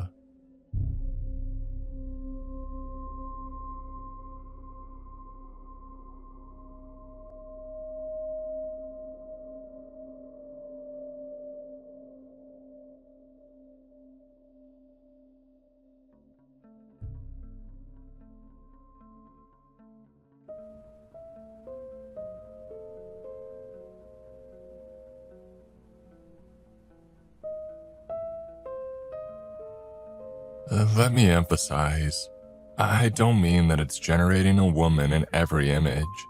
I mean literally the same woman, every time in every picture. I'll start by apologizing. I would include photos as I'm sure it would help diagnose the issue better, and I'm no writer. However, after having 3 X posts deleted, 1 post each in the ChatGPT, Midjourney, and similar subreddits, and Snapchat, I'll get to that one later, It's become clear to me that whatever unusual virus that my devices have all somehow contracted does not allow for me to share images of it. It's like this problem is unique to me or something, and every attempt to share any picture containing the woman results in the same thing: failure or immediate deletion. Super inconvenient, I know, but I'll do my best to describe the issue. And before you bother spamming my comment section with every word for liar in the dictionary, I'm not saying that you have to believe me. I'm asking those of you who do to help me keep my job and sanity, both of which I feel precariously close to losing each day this phenomenon persists. Monday. I was polishing up images for the college's fall enrollment campaign, removing background clutter, dropping in the logo the usual. The deadline was Tuesday. My creative director had already emailed twice, and I was doing what I always do under pressure, which is procrastinate harder. So by the time that I opened up the image generator, it was nearly 11 p.m. Now, I'm not the sort to lean on AI for everything, but I've never had a real problem with it until all this, and the job needed doing. The prompt was literally nothing. Mundane as anything I've ever written. Edit this photo of a diverse group of students on campus. Adjust for warm lighting, aspirational. Include the following logos and text. Your future begins here. The kind of thing that I've generated 100 times. She was in the first output. I didn't clock it immediately. I was tired and scanning mostly for the usual problems. Fused fingers, bad teeth with that weird smudged quality. That glazed expression that AI gives people that makes them look freshly concussed. I picked the second image in the grid, cropped it, and was halfway to sending it in when something caught my eye. There was a grayish blot in the top right, tucked between two of the students. That was all it was at first. Just a little wedge of dead color where the background should have been all warm and green. I zoomed in expecting one of those uncanny, almost faces that these programs sometimes invent in crowds, and found something close enough to justify being annoyed. A strip of something dark and stringy, hair maybe, and a pale curve beside it that might have been skin. Mostly it just made the image unstable. So I fed the picture back in with a prompt. I removed the partial figure behind the woman in the third row, second from the right. The gray artifact and dark hair shaped section. Only used students from the original image, and brighten the logo. Sent. And the second batch came back with the same blot. Same corner. Same place between the same two students. Only now the gray had edges. The dark strip had separated into something more like hair, and the pale curve had settled into the suggestion of a cheek. One small shadow sat where an eye might have been, though it was buried so deeply between shoulders and lanyards that I had to lean toward the screen to be sure that I was seeing it at all. It was irritating and more than a little ugly, but otherwise unremarkable, so far as AI mess-ups go. So I fed the picture back in.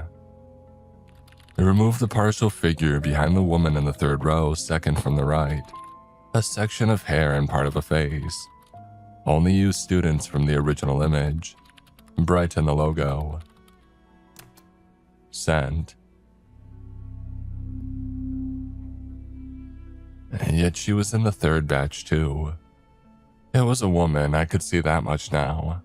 She lingered in the same side of the frame, half obscured by another student. But it was her. I knew it from the placement first and then the color. That drained, grayish cast, like the color of still water. Her chin had more shape now, jutting almost at a knife point. Her nose sat wrong. Not deformed, not exactly, but assembled badly. Like the program had been given the idea of a face, and only gotten halfway through building one and elected for another entirely. The rest of the image had degraded around her. Brenna, a recent graduate and a girl that I had spoken to once or twice, had gone murky before her. Her face smudged like a thumb had dragged across it before the ink could dry and scattered her features haphazardly. I scoffed, closed the tab, and I opened up an older model, more dependable. The familiar dark interface loaded. I pasted the caption, uploaded the photos, and waited. Drafting apologetic Teams messages to the higher-ups while the icon spun. After a minute, it finished. And there she was. Not the blot nor the half-face, but a woman or something close. The image was standard enough at first glance. All the unusual inaccuracies from a weaker model present. Too much shine on the teeth, vague blurring and nonsense words in the background. Except that off-center behind Brenna, the gray patch had finally resolved into something like a person. I could see the top half of her now. She was leaning around Brenna, not accidentally caught there, not blended into the crowd, but almost angled with a purpose that made the whole image feel staged around her. Her skin wasn't pale so much as utterly colorless, a gray that seemed natural only for dead things. Her hair caught the light wrong, hanging in thick black ropes that made it seem wet against a grained scalp. She was too tall for the students around her, stooped as though something in her spine wouldn't let her stand straight. The longer I looked, the more uneasy details seemed to leap forth at me. On the left side of her face, one eye sat above another, two where there should have been one, the lower beady and almost bird-like. The right side had a single eye set slightly too low. Her arms were wrapped around Brenna in a way that made it look as though she was almost drawing her in. A thumb grew from the gray flesh of her right forearm. One hand had too many fingers, the other had not enough. Brenna was barely there at all, her form descending into digital mock, a blend of incongruous features and expressions that seemed more fit for a dolly painting. And the woman, she was leaning around Brenna, or the digital massacre of her anyways, as if it to be seen, or to see me. The thought arrived unbidden, and stupid as it was, the hairs on the back of my neck stood up, my skin crawling with that specific creeping certainty that someone is behind you, and has been for a while. That thing that tells you that if you look over your shoulder just now, you'll find someone or something lurking. Something that had managed to subvert your senses into the moment that realization dawned a second too late. My head snapped around. Only my open bedroom door and a room badly in need of cleaning greeted me. I sighed as silently cursed myself, and I went back to the image. Why did you add the woman? Nothing in the prompt had called for her, and you've also blurred out the actual student. What is wrong with you? A work had faded to the background of my mind. I watched the typing indicator pulse, my eyes dragging back to her against my will. Her gaze followed me. I tested it, leaning left and then right, and I could have sworn. The page jolted as the response loaded, and I nearly came out of my chair. Oh, you're absolutely right, and I do apologize for the confusion. I've gone ahead and regenerated the image with the background fully cleared, and all student faces sharpened for clarity. Let me know if this looks any better. It did not look better. She was even closer, and Brenna was all but gone. A few colors suspended in mist where a girl used to be. The woman standing in her place with the stillness of a corpse. Heat climbed up my neck. Fear with a fast, stupid anger. And under it, that seed I had been refusing to name since the first output. spreading now like ink and water. Are you messing with me? Do you not see the woman? And genuinely, what is this? I knew the tone was idiotic even as I sent it.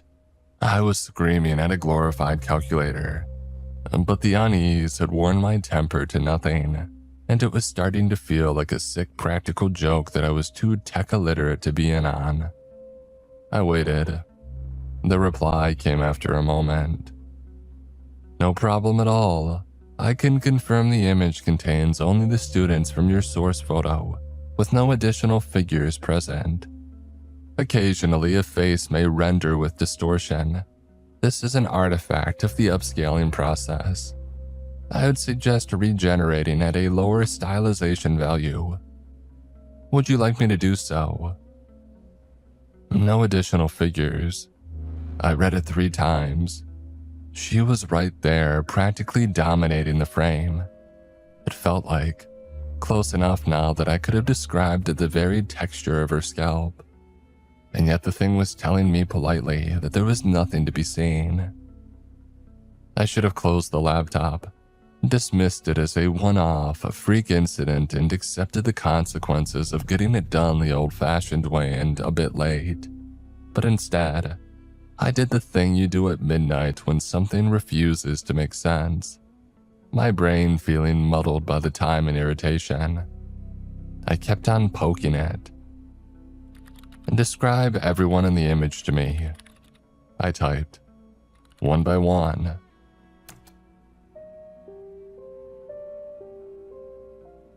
It answered almost immediately.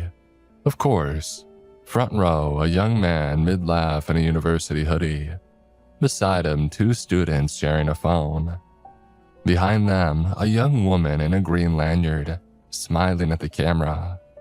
To her left. It went on like that. 6 students, it named all 6 and it placed all 6. And the one in the green lanyard smiling at the camera was Brenna. Brenna, who on my screen had no face at all. Who was a smear of frost where a girl used to be. The machine was describing a photo that didn't exist. It described an image where everybody was fine. It never mentioned the woman at all. Not once. And I realized, so far as it was concerned, she simply wasn't there to mention. I scrolled to the source image on my drive, the real one, the one that I had taken myself at last spring's open day. Sun and lanyards and a banner that nobody had bothered to iron. I'm not sure why I did it in that moment. I think somehow I desperately needed to confirm the reality of the damn thing to myself. And yet Brenna was gone in that one too now. The original, the photograph that had been sitting untouched in a folder on my laptop for 3 weeks. It was as altered as one that had been generated, and lurking center frame as though she had always been there, and it was audacious a thought to even question her presence. Was that impossible woman? I stared at my screen, nearly slack-jawed, my eyes watering as a nauseating heat blossomed in my gut. It was like whatever this was had reached back through the screen and pressed its thumb to it. I closed the laptop, my hands almost deciding for me.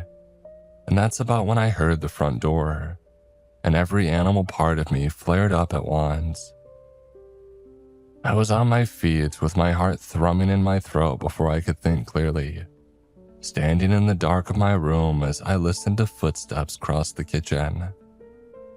And then I heard keys hit the bowl by the door, and Daniel thumping down the stairs to meet my girlfriend, yowling the way that he always does when one of us arrives, as though he's been abandoned for centuries, and Cass's voice going soft and silly in a way that it always does when she talks to the cat like a child. "Why is it so dark in here, weirdo?"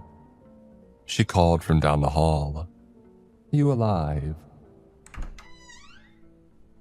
She came up still in her work polo, smelling like the inside of the restaurant, and took one look at me and stopped in the doorway. Cass closes 4 nights a week at an upscale restaurant in the city, dealing with all sorts of uptight old money folk, and she can read a room before she's all the way through the door. It's the only useful thing the job's ever given her, she says. Okay, she said. Oh, what? It's nothing, the deadline thing. This program's been glitching all night. You look like you saw a ghost. Well, nice to see you too, babe, I greeted her. Actually, come here for a second and look at this. Tell me that I'm not crazy. I opened the laptop and turned it toward her. She leaned in, squinting, her head tilting just a bit. I watched her eyes land on the woman. Ugh, she pulled back, nose wrinkled like she smelled something gross. Oh, that's grim. AI is so cursed. I don't even know why they let you use it for work. Yeah, sure, but Cass, look at her face, the eyes. This is like the 3rd time that I've seen that woman in different generations. Is that not weird? I'm looking and yeah, that's odd. But I don't know, it sounds like it's a glitch, babe. This AI stuff is stupid.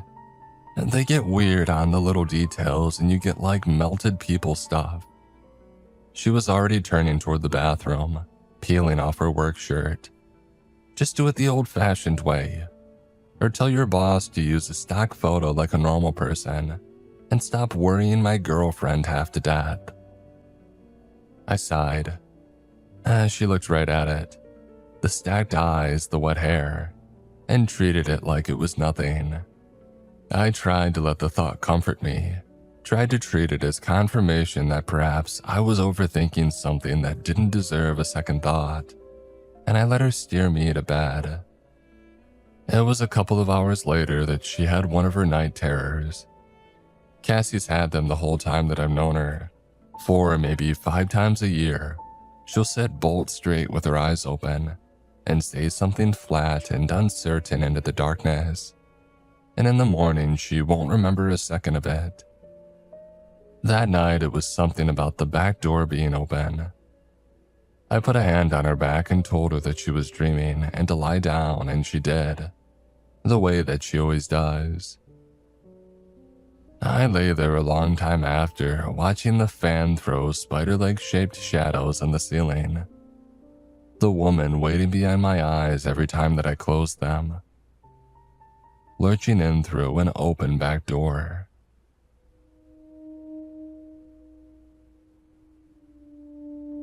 In the morning, I opened the laptop and ran the prompt one more time.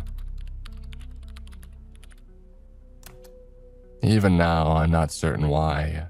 I think some part of me believed it all to have been too strange a thing to persist.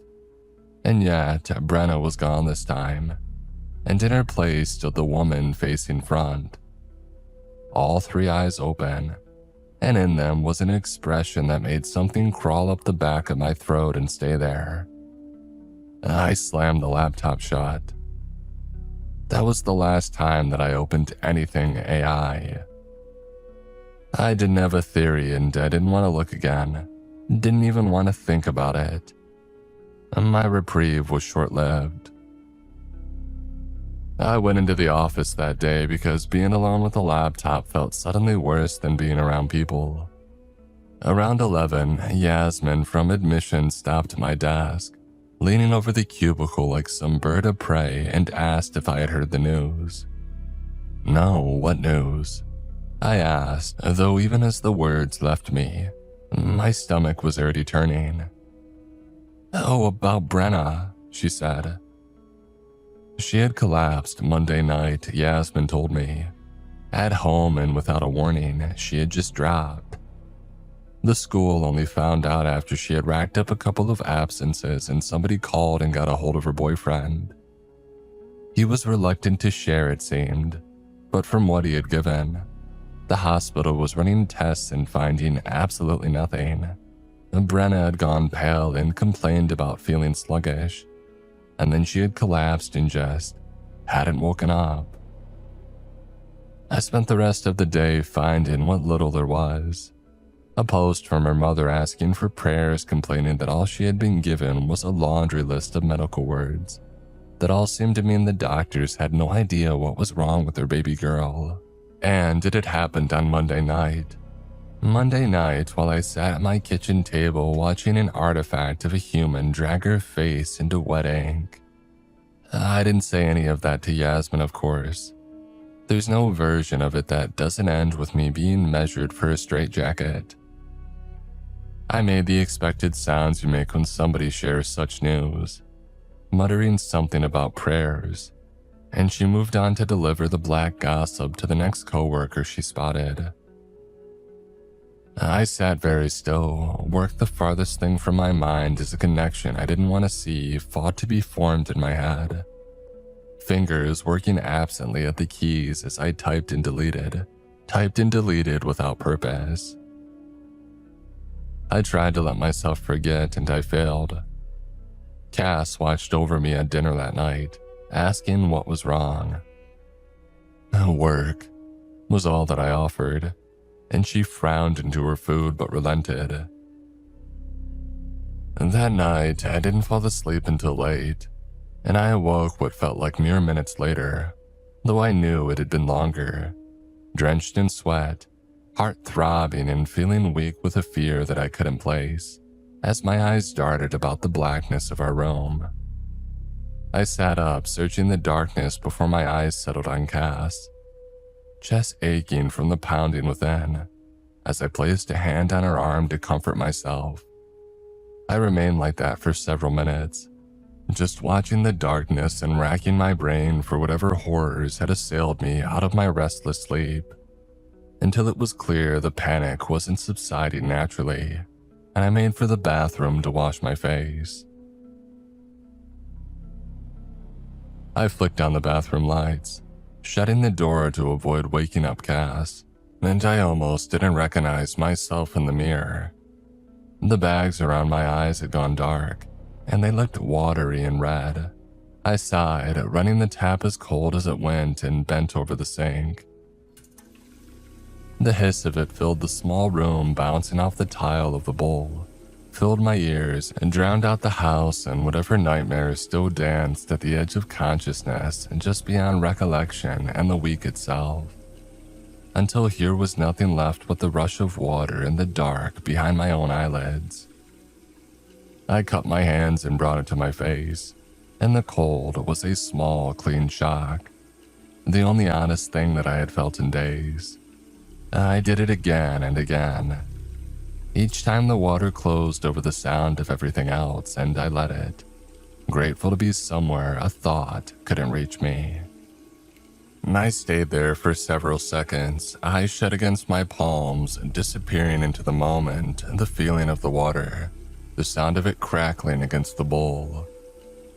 I heaved in a breath and felt as though I had exhaled all the world's sufferings. There was a familiar squeak, the sound of the faucet turning. And then silence. I felt something lurch where an instant before there had been a fragile solitude. My eyes opened and I choked on a scream as I saw what was coming just behind me in the mirror. She was crouched, nearly draped about me like a mother around her child. Arms like tree branches shot out as hands that stretched like something from a funhouse mirror, with innumerable fingers that almost blended together, twisted and bending in impossible, excruciating fashions, sought to clasp shut about my skull. I saw her then, almost all of her, behind me in the mirror. Her mouth was twisted in a smile that looked painted across a misshapen skull.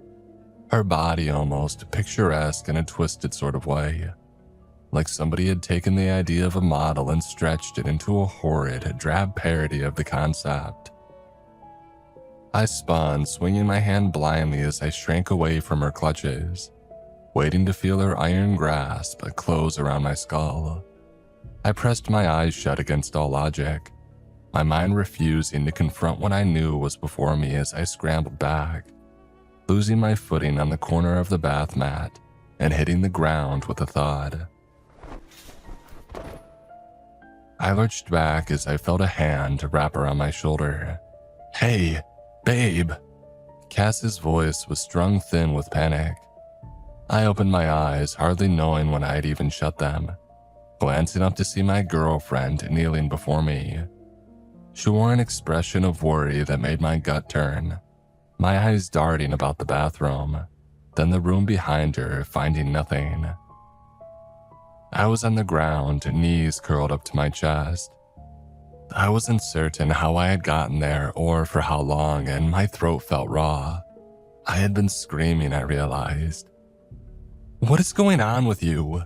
she asked, and the desperation in her voice broke something in me as I fell, sobbing into her shoulder. I didn't tell her everything, of course, just that someone from work had passed and that it was really weighing on me.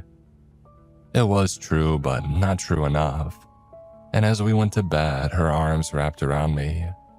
I felt an emptiness that made the room feel cold, and my eyes never once left the bathroom. I went back to work the next day. I refused to be home alone after whatever had happened to me that night, and though I was coming to accept it as some waking nightmare brought on by a lack of sleep and an abundance of stress, somehow it still wasn't enough to make me feel safe alone. All anybody could talk about at work was Brenna. I tried to ignore it. I told myself that it was a coincidence. I'm good at telling myself things, I've come to realize. It held until Thursday night. I got home before Cass did. The house was dark and quiet and the laptop stayed shut, and for the first time in 2 days I felt almost okay, save for the moments at work when conversation turned to Brenna, or I pressed my searches into her condition, which all proved unpromising. Cass came in around 11, exhausted, and went straight to bed. And a while later I followed and laid down next to her and watched her sleep. She looked so completely and ordinarily beautiful, one arm thrown over her eyes, her mouth open a little, and I had the kind of thought that you have in such a moment, staring at her so peaceful amidst what had been a nightmare of a week for me, that I wanted to keep her like that, soft and unbothered, untouched by the world. I decided that I would take a picture to save the moment, one that I would send to her in the morning, so she would see what it is that I see and love in her.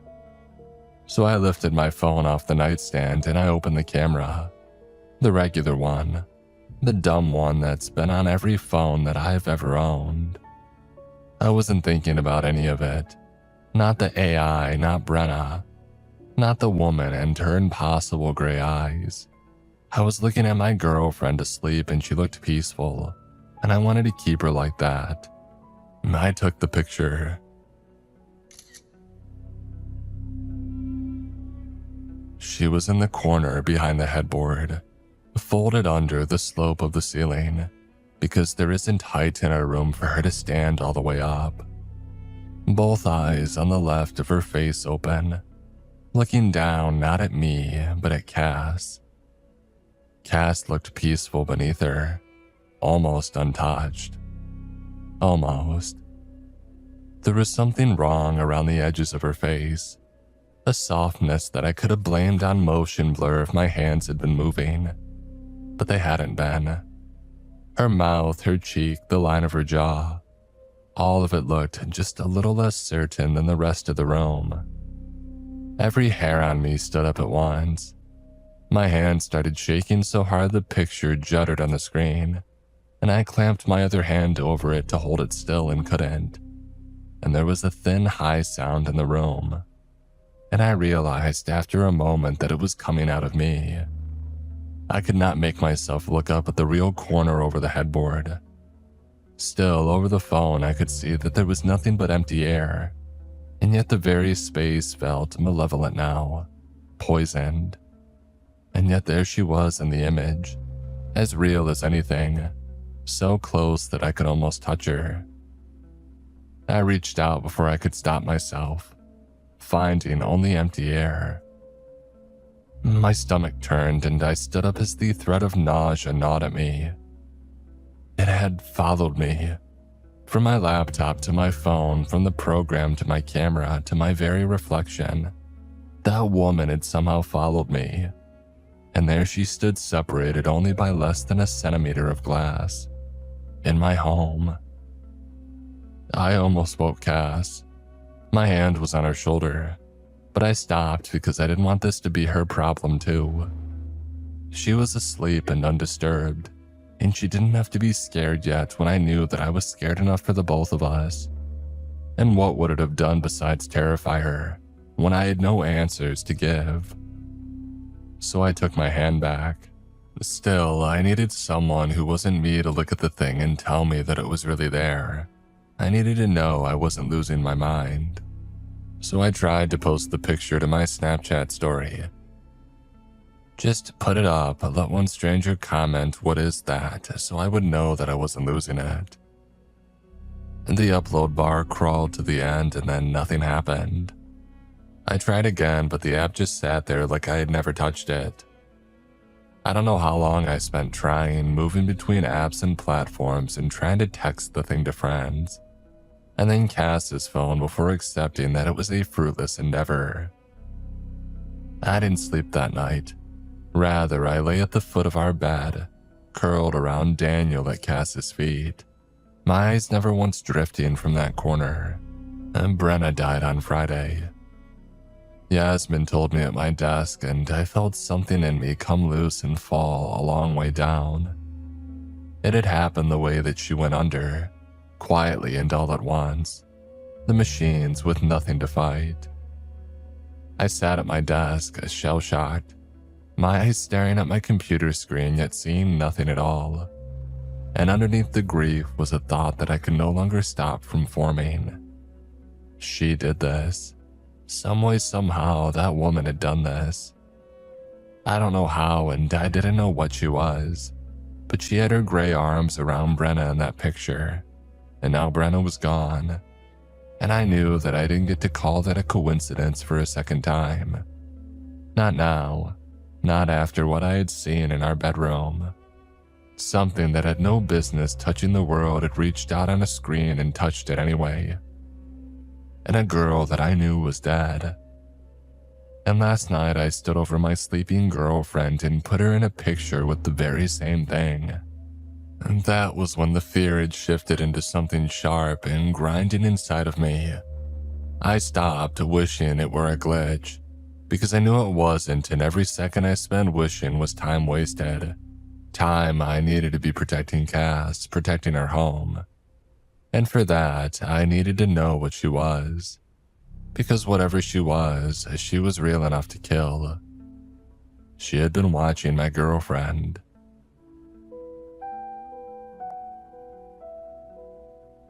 I made myself open the last photo that I had taken.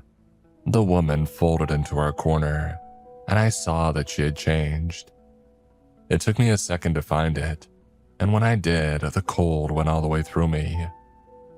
The low eye on the right side of her face wasn't the impossible gray anymore.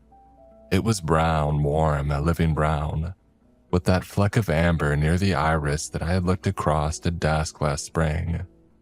It was Brenna's eye, set into that ruined face like a stolen button. And the skin around it that drowned colorless gray. It had warmed by half a shade, the faintest blush coming up underneath like watered ink, like she had swallowed something still warm. Realization rose like nausea. She was wearing pieces of Brenna now. She was keeping them. Cass started sleeping in the morning after I took that picture. Cass, who hasn't slept in past 7 in the 6 years that I've known her, didn't get up until 11. And when she did, there was a grayness in her face, a flatness behind her eyes, and her hand around the coffee mug was cold despite the heat. "Oh, I think I'm coming down with something," she said and laughed, and the laugh had no air in it. I laughed too, and I recall the sound coming out wrong and hitched. She had another night terror that night.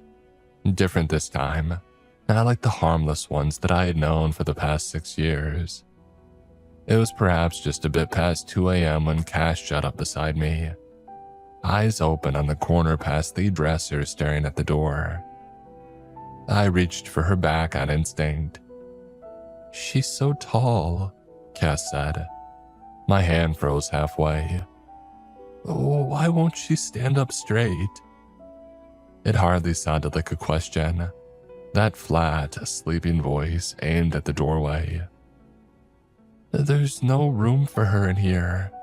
She has to fold herself in half." "Cass," my voice shook, though I tried to sound certain. Somehow my blood felt both hot and cold, and the room seemed to spin. "Hey, you're dreaming. It's not real. Lie down." She looked at me. For the first time in all the years that I had seen her like this, she looked at me. And the expression she wore made my stomach twist. Her mouth hung slack as though she were staring at something from a nightmare, twitching as though she meant to speak but couldn't recall how. Eyes wide and watery. "She isn't yet, but almost," she hissed, and in her tone was something playful, almost mocking, and it took everything in me not to lurch away from my own girlfriend. And then, as though released from some spell, she collapsed back into her pillow, sleeping as though nothing had ever happened. My hands were shaking, but I lifted the phone anyway because I had to know, and I aimed it at the doorway and took the picture.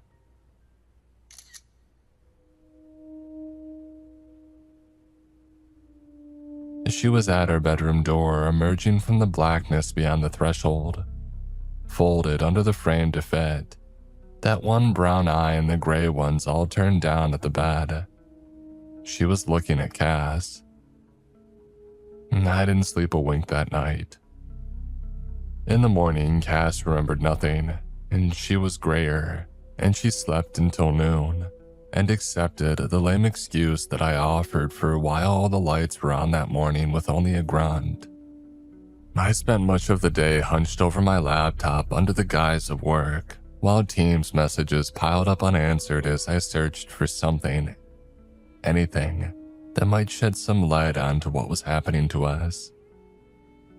I began practically stalking the social media pages of Brenna and any relative of hers that I could find for anything, and finding nothing but well wishes and memorial posts.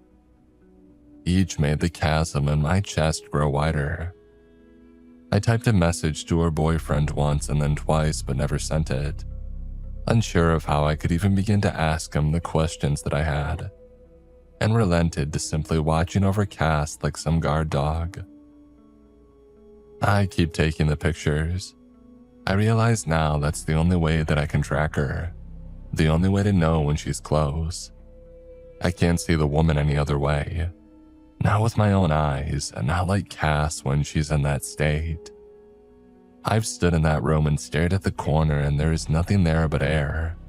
And yet I know, somehow, somewhere she's lingering, in a place between the one in the pictures and where we exist.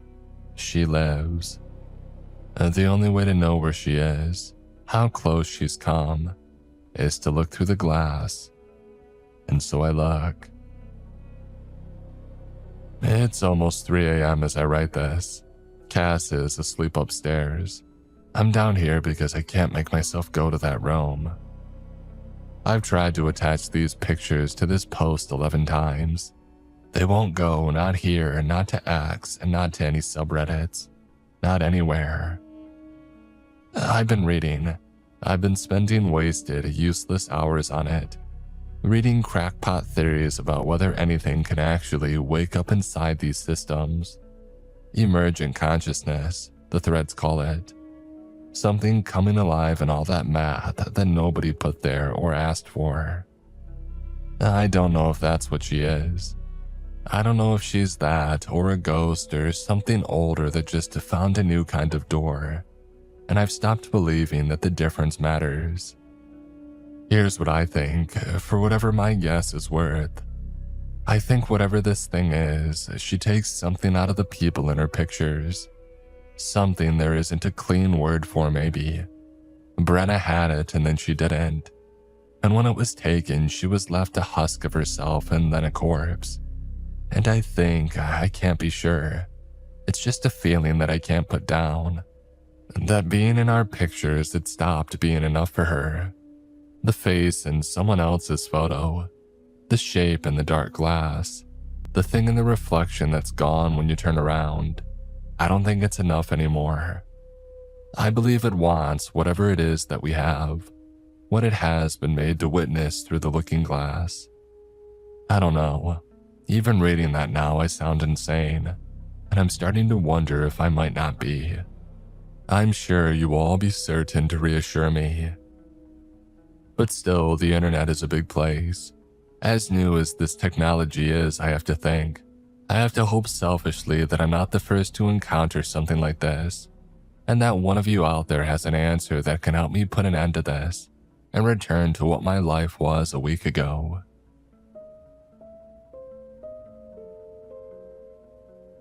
Anyways, I just heard Cass get up.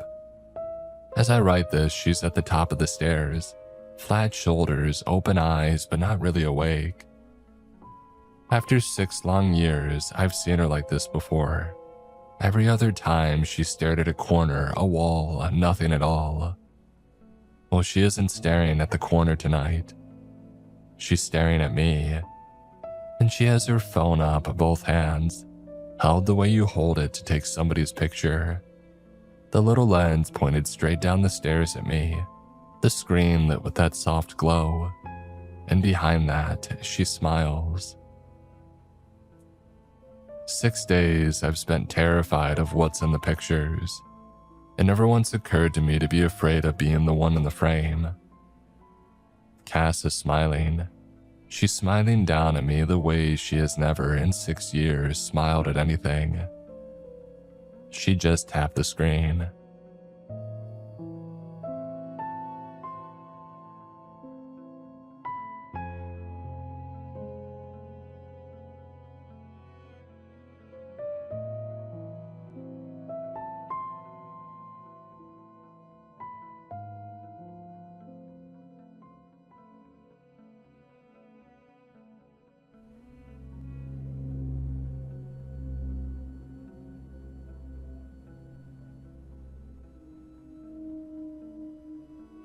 It's a church, Mom said, staring at the stained glass windows of Jesus hanging on the cross.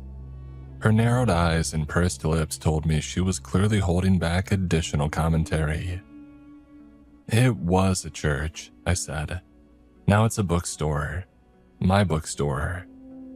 What? I bought it. That was the surprise. Oh, I thought it'd be grandchildren. You made it seem like grandchildren, Lillian. In fairness to me, I am increasing the flock. Not funny. Yes, it is, I said with a smile. I'm thinking of calling it the Church of the Perpetual To-Read List. But it's a church, darling. In a previous life, yes, it was a church. Now it's a bookstore. And churches don't have previous lives. I know Christian dogma doesn't allow reincarnation, but Jesus or his pals never mention that buildings can't start over as something else. I just don't know who would buy books from a church is all. Mom, the best-selling book of all time is the Bible. I feel like you're not understanding the basic premise here. Oh, Lillian, I understand the basic premise. I just don't understand why you picked this place to open a bookstore. It was either this place or Kitty's hot mama's house, but that place is still in business. Oh, Lillian, please, in front of a house of worship, she said, walking inside the building. We were still moving in, so the building was half church, half bookstore, but it still received the full mom judgment. She walked around, running her fingers over some pews and checking how dirty they were. Admittedly, they were still filthy because I was currently removing them, but the store was coming into shape. I was scheduled to open in 2 days, so I had basically been living in the store to get it finished in time.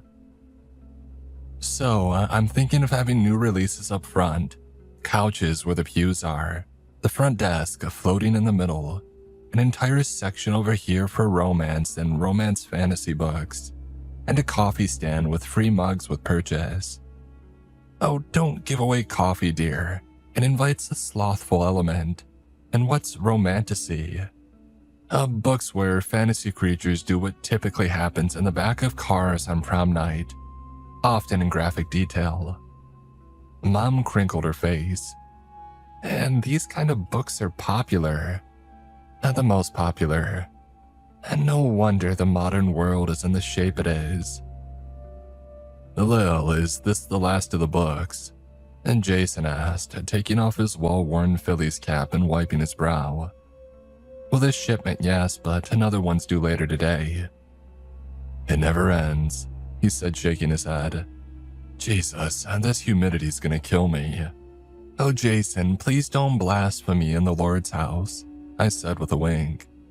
I wasn't doing anything. I was appealing to a higher power.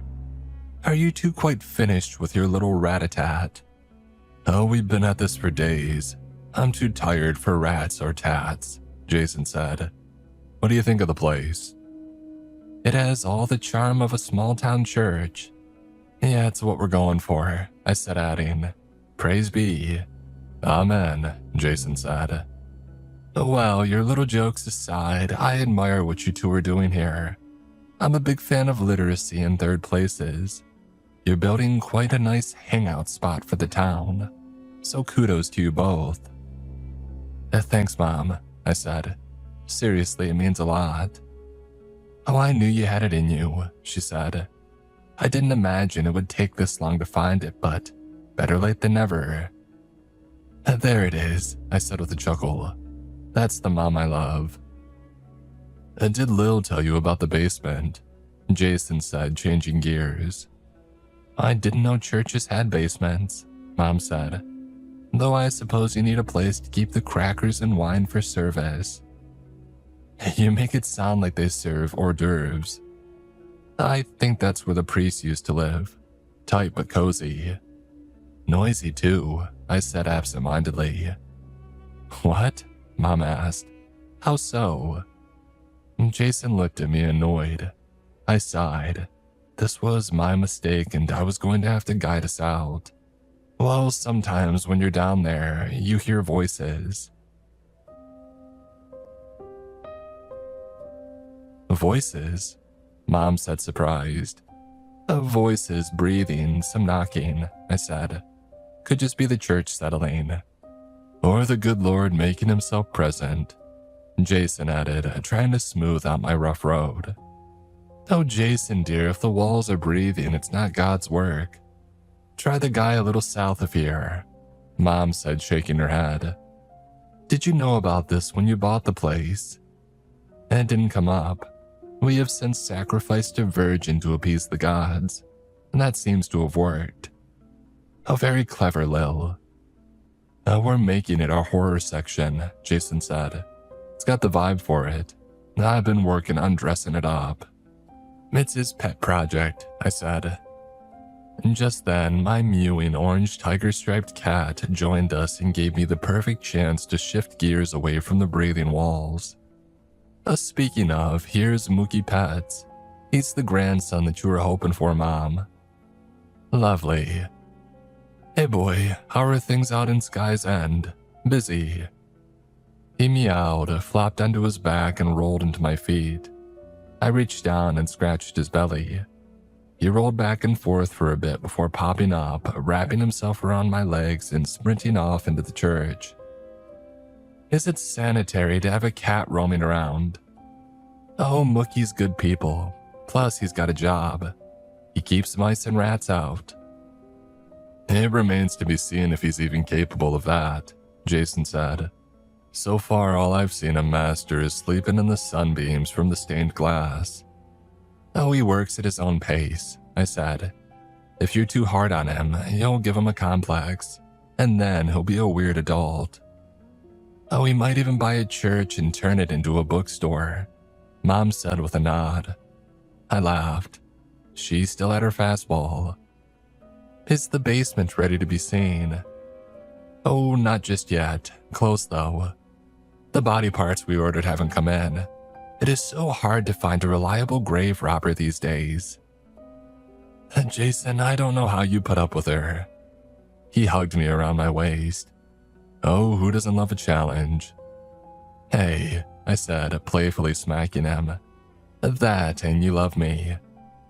"That and I love her." "No, we all do," Mom said. "Though some days are harder than others." "Oh, it builds character, Mom."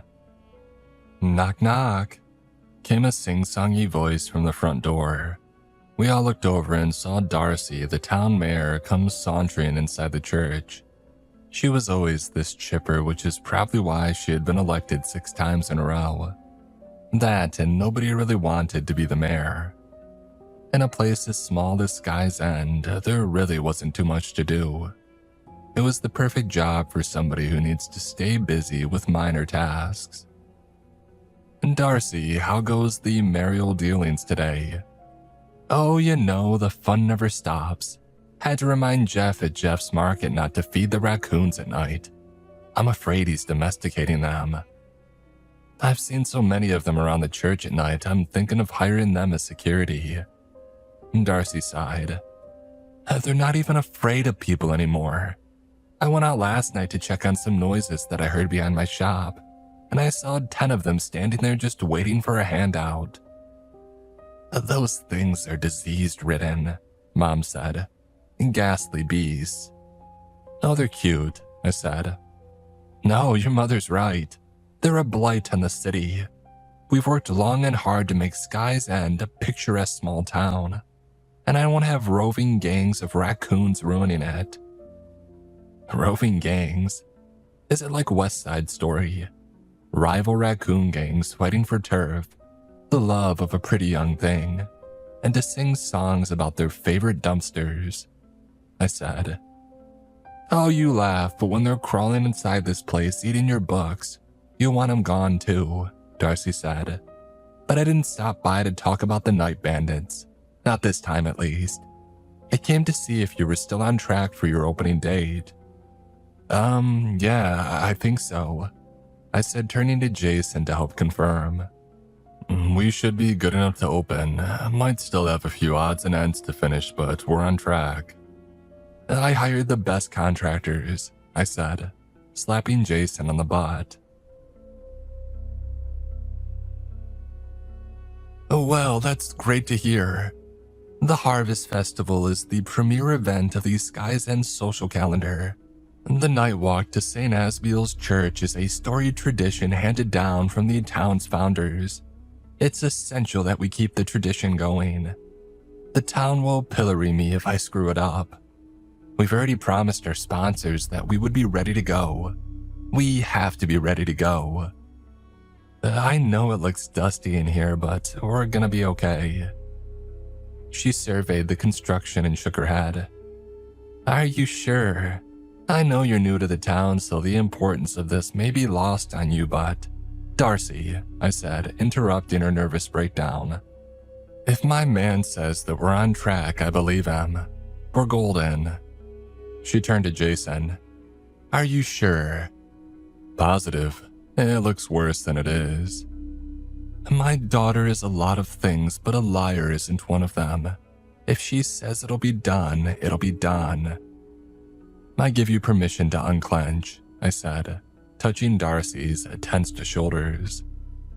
She must have believed us, because her whole body relaxed. She smiled and gave me a small clap. "Oh, sorry to come across as manic, but there are so many people who look forward to this event, and I just want it to be special." "And you're up for re-election, right?" I joked. She smiled. "Well, that might be a secondary reason, yes. You are a bright one." "At least 60 watts, I said.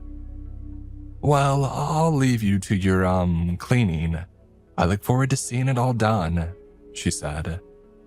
She saw the sign for the large romanticy section and squealed in delight. "Oh my, is this area going to be all romanticy?" "Yes, ma'am, all the fairy love and fun that's fit to print." She lowered her voice and smiled. "Don't tell anyone, but that's my favorite genre. So spicy yet so fun." "Hey, your secret's safe with me," I said. Come by when we're officially open and I'll let you take the pick of the litter. On the house. Oh, I'm gonna take you up on that offer, dear, Darcy said, nearly floating out of the building. As she left, I turned to Jason. Did I just bribe the mayor? Sounded like it, Lil. I think I just became involved in a political scandal. I'd call you Deep Throat, but your mother's nearby, he whispered. Oh, Jason, dear, can you help me bring in my things from the car? I'd like to get my room set up before nightfall, and I would hate to be accosted by roaming raccoons, she said, apparently not hearing his joke or choosing to ignore it. I kissed Jason on the forehead and the two of them left to bring Mom's stuff into our little house across the street. I watched them go and felt a strange emotion overtake me. Happiness. It felt weird, like putting your tongue on a 9-volt battery. With everyone gone and Mookie running around doing God knows what, I had a little time to do a walk around the church and take stock of what else I needed to do. It was in these quieter moments that I allowed myself to push aside the joy of ownership and focus on what other chores we had to take on. It was always our dream to open a charming bookshop in a small town. I've always been an avid reader and Jason loves the project. The church coming up for sale wasn't on our radar, but when we found the ad online and the low price, we had to jump. Dreams don't wait for the perfect time to happen. They just do. It had been a hectic month. Pulling the rows of church benches and pews was a nightmare, but once they were gone, the true vision of the store took shape. It was quirky and unique, but I found that all the best bookstores were. My favorite from childhood was an old converted bank. The vaults held different genres. The owners had made a ton of the books that you could walk through. Local artists took up small corner offices where accountants had once toiled, and now made something beautiful for all the patrons to see. I wanted something like that, and I found it in St. Asbiel. The walls were adorned with exquisite stained glass windows depicting the Stations of the Cross. When the sun reached midday, the store's floor was bathed in a kaleidoscope of color. Above us was a spire that easily made us the tallest building in Sky's End, with a bell that would chime every hour. The heartbeat of the town. The grounds had flowering bushes, soaring oaks, and a greening copper statue of St. Asbiel himself, looking out over the greenery. It was a perfect spot for a picnic or to read a chapter before heading back to work. We were lucky that we found this place. I was in the former quiet room, the Coffee Cafe, when I heard the bell to the front door chime. Assuming that it was Jason returning, I called out, "Hey, any chance you brought me lunch?" When there wasn't a response, I turned around to see who had come into my clearly closed door, but I didn't see anyone. "Jason, you there?" Nothing. I walked out into the store's central area and I looked around. I didn't notice anybody else in there, but I felt a presence there. Another energy. Sounds woo-woo, I know, but you know the charged feeling you get when you're around others. I had that, but apparently I was the only one. "Mookie, if you figured out how to ring the bell, I swear to God." I started but stopped when I heard footsteps heading down the stairs. I knew that Jason had been determined to get his horror section into shape, but it was unlike him not to let me know that he had come back. I made my way to the stairs as quietly as mice wrestling on cotton and gave a listen. I didn't hear any footsteps anymore. Instead, I heard a voice. It wasn't Jason's. It also wasn't clear, like hearing a radio through a wall. You know that someone is talking, but the language is just word-shaped gibberish. Sims speaking to each other. Clear as day to them, but leaving their creator guessing what the hell they mean. I took a hesitant step down and cocked my ears as if I were fine-tuning the radio, fiddling with the knobs until the static cleared. and I could hear a Red Hot Chili Peppers song that I hated anyway. Another step down toward the basement, leaning forward, bracing myself on the banister. I could almost make out what they were saying. It was something like, a book on the shelf behind me fell to the floor with a crash. I gasped as if someone had been choking the life out of me and nearly tumbled down the stairs. I spun around expecting to see a ghoul rising from the floor ready to possess me, but instead I heard the soft, friendly trill from Mookie. He lay down on the shelf and knocked off 2 more books. I caught my breath and laughed, and I brought my forehead against his. You're so lucky that you're darling, because otherwise I'd boot you outside to fight off those gang-affiliated raccoons. Once my heart jumped back into my body and started working again, I leaned down to listen for the voices, but I heard nothing.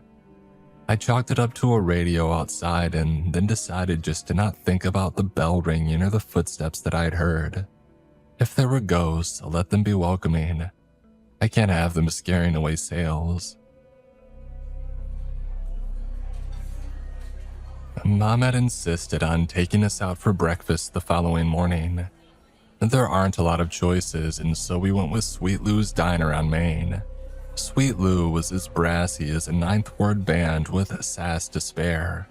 She wouldn't be out of place in a 40s noir movie, which I found charming, but results may vary.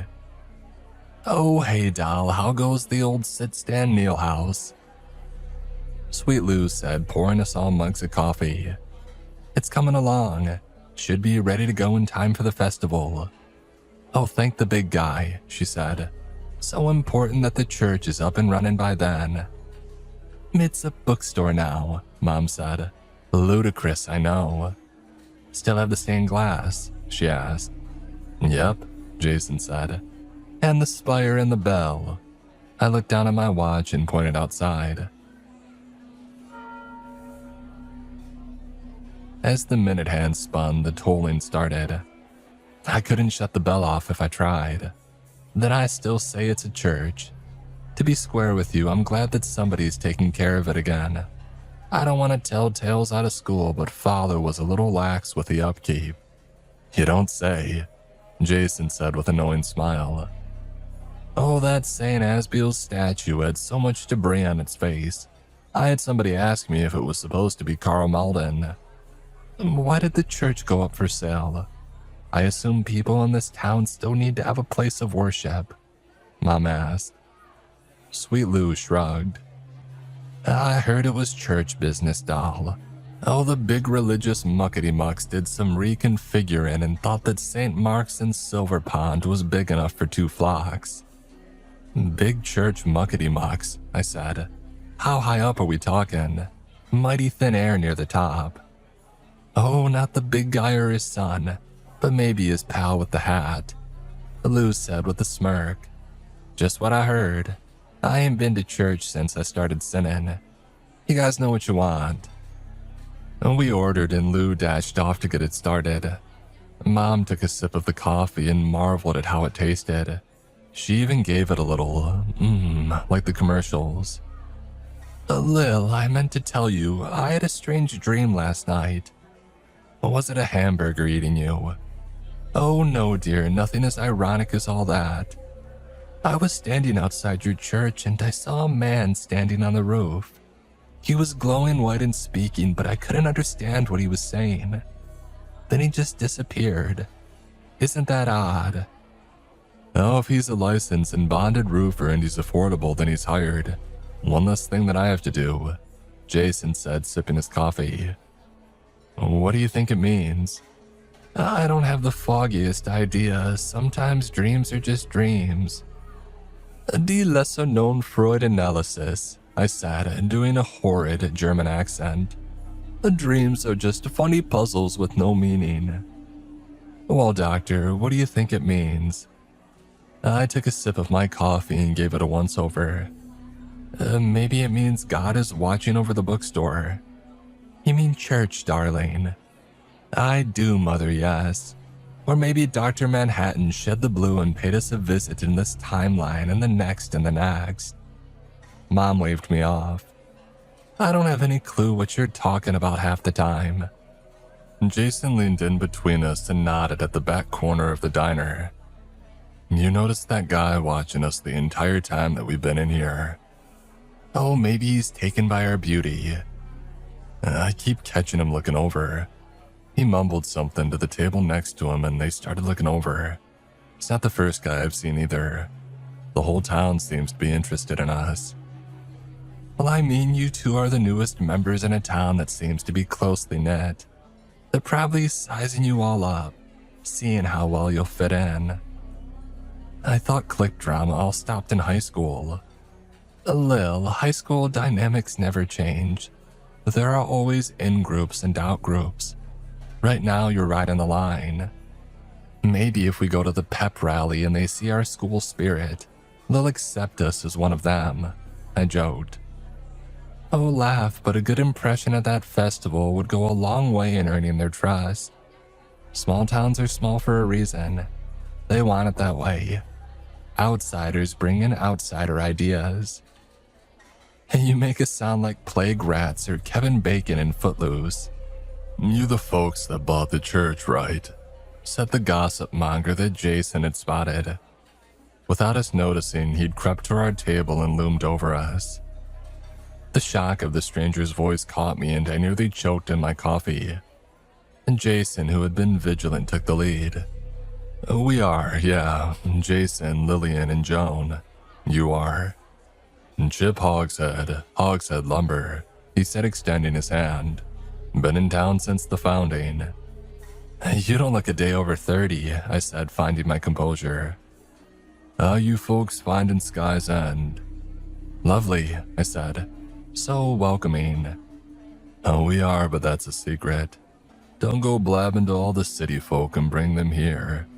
Changes the town, you know. Present company excluded, Jason said. Remains to be seen, he said, eyeing us. You seem like good people, though. They are, Mom said. And everyone we've met here has been the same. I'm glad to hear. Hope to see you all at the bonfire.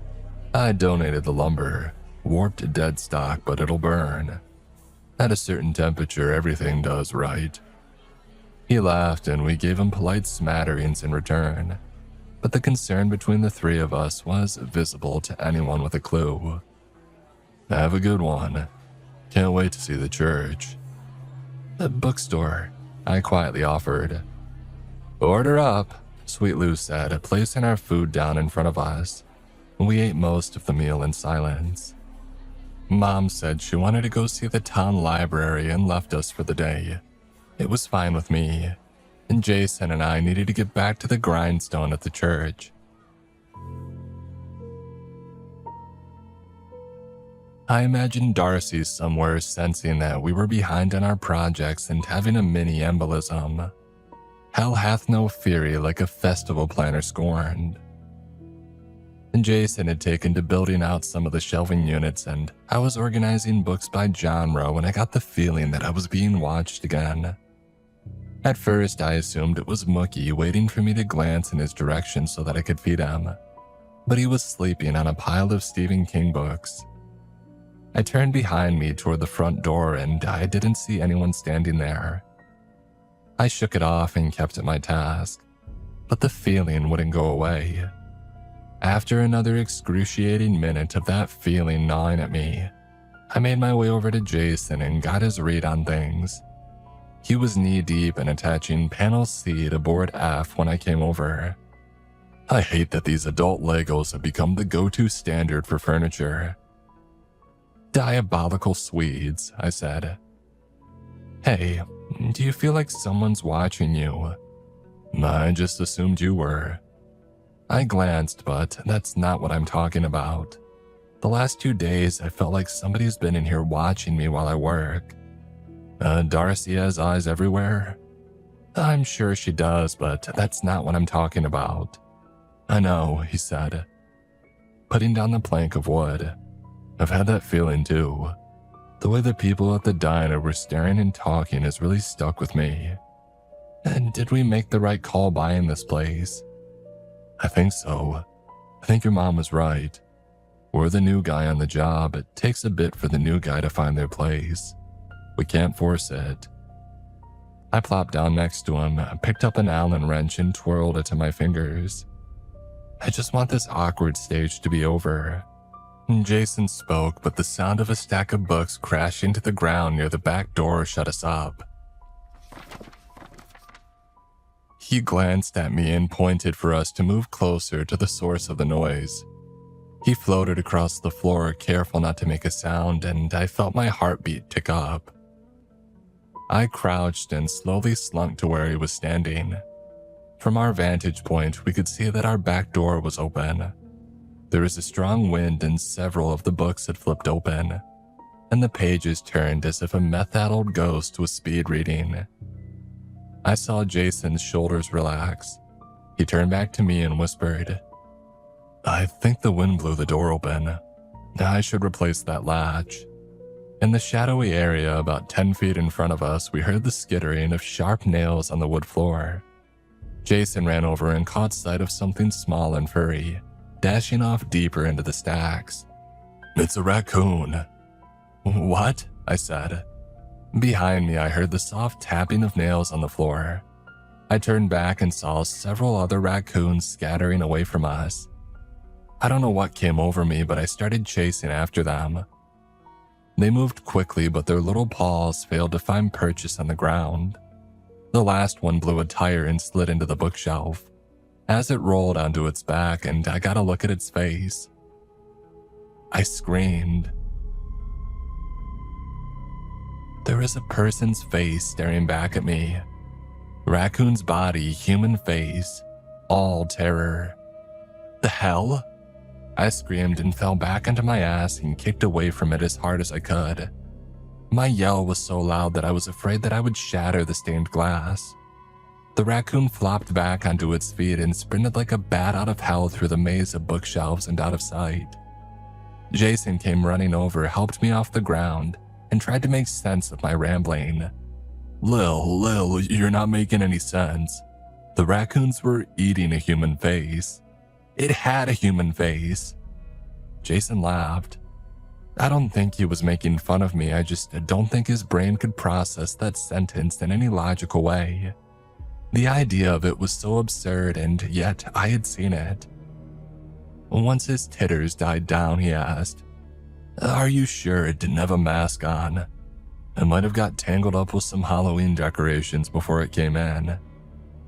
"No, it had a face, and it looked familiar."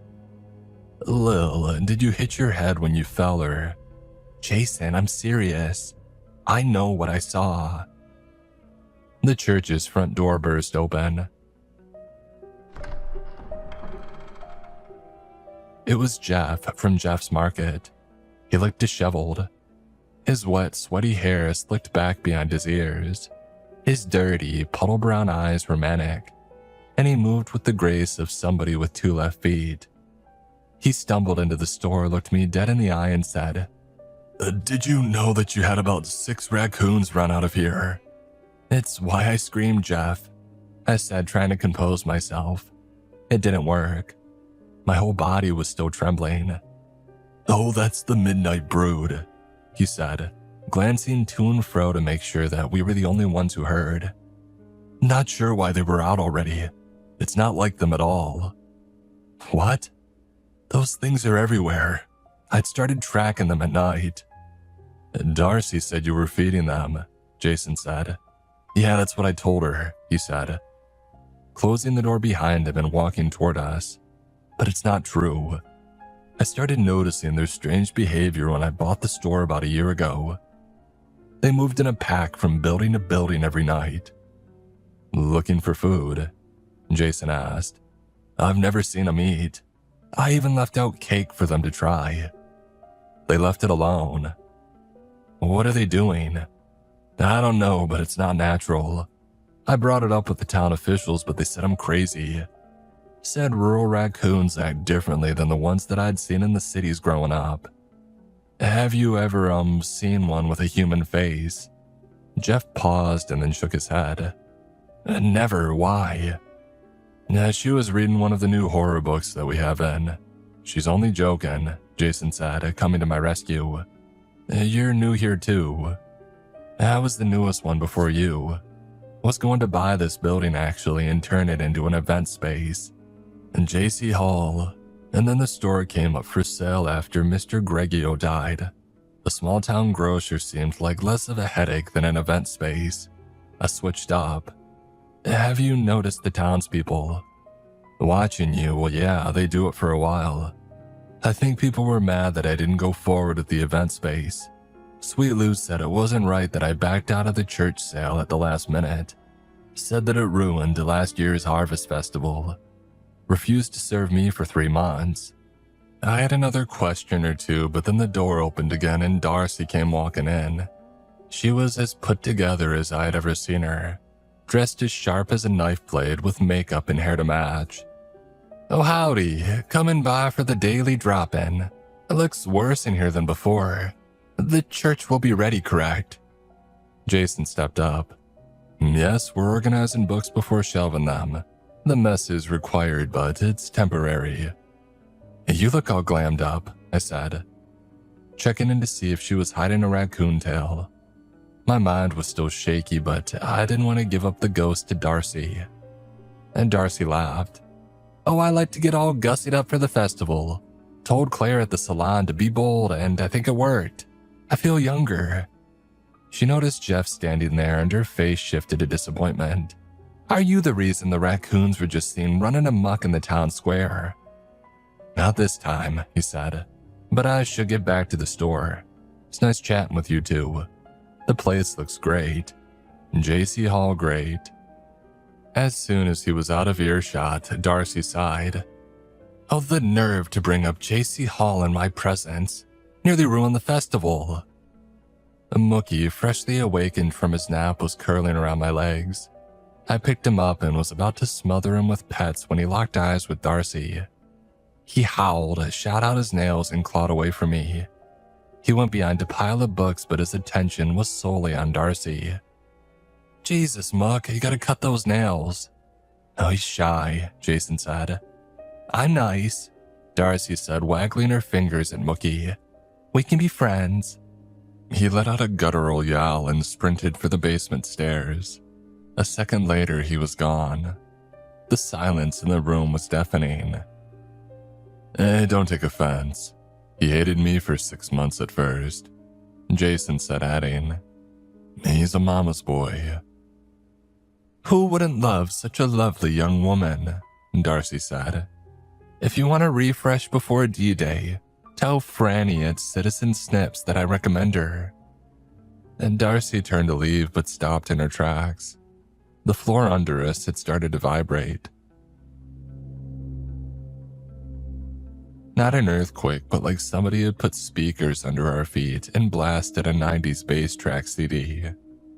It rattled books off the shelves. When it stopped, Darcy looked over at us and smiled. That was... All the windows in the building shot open at once. I let out another scream and I shook my head. There's something wrong with this place. Something very wrong. Dear, didn't Rose the realtor tell you about the ghosts? What? Jason said, dumbstruck. Oh, Rose, Darcy said, shaking her head.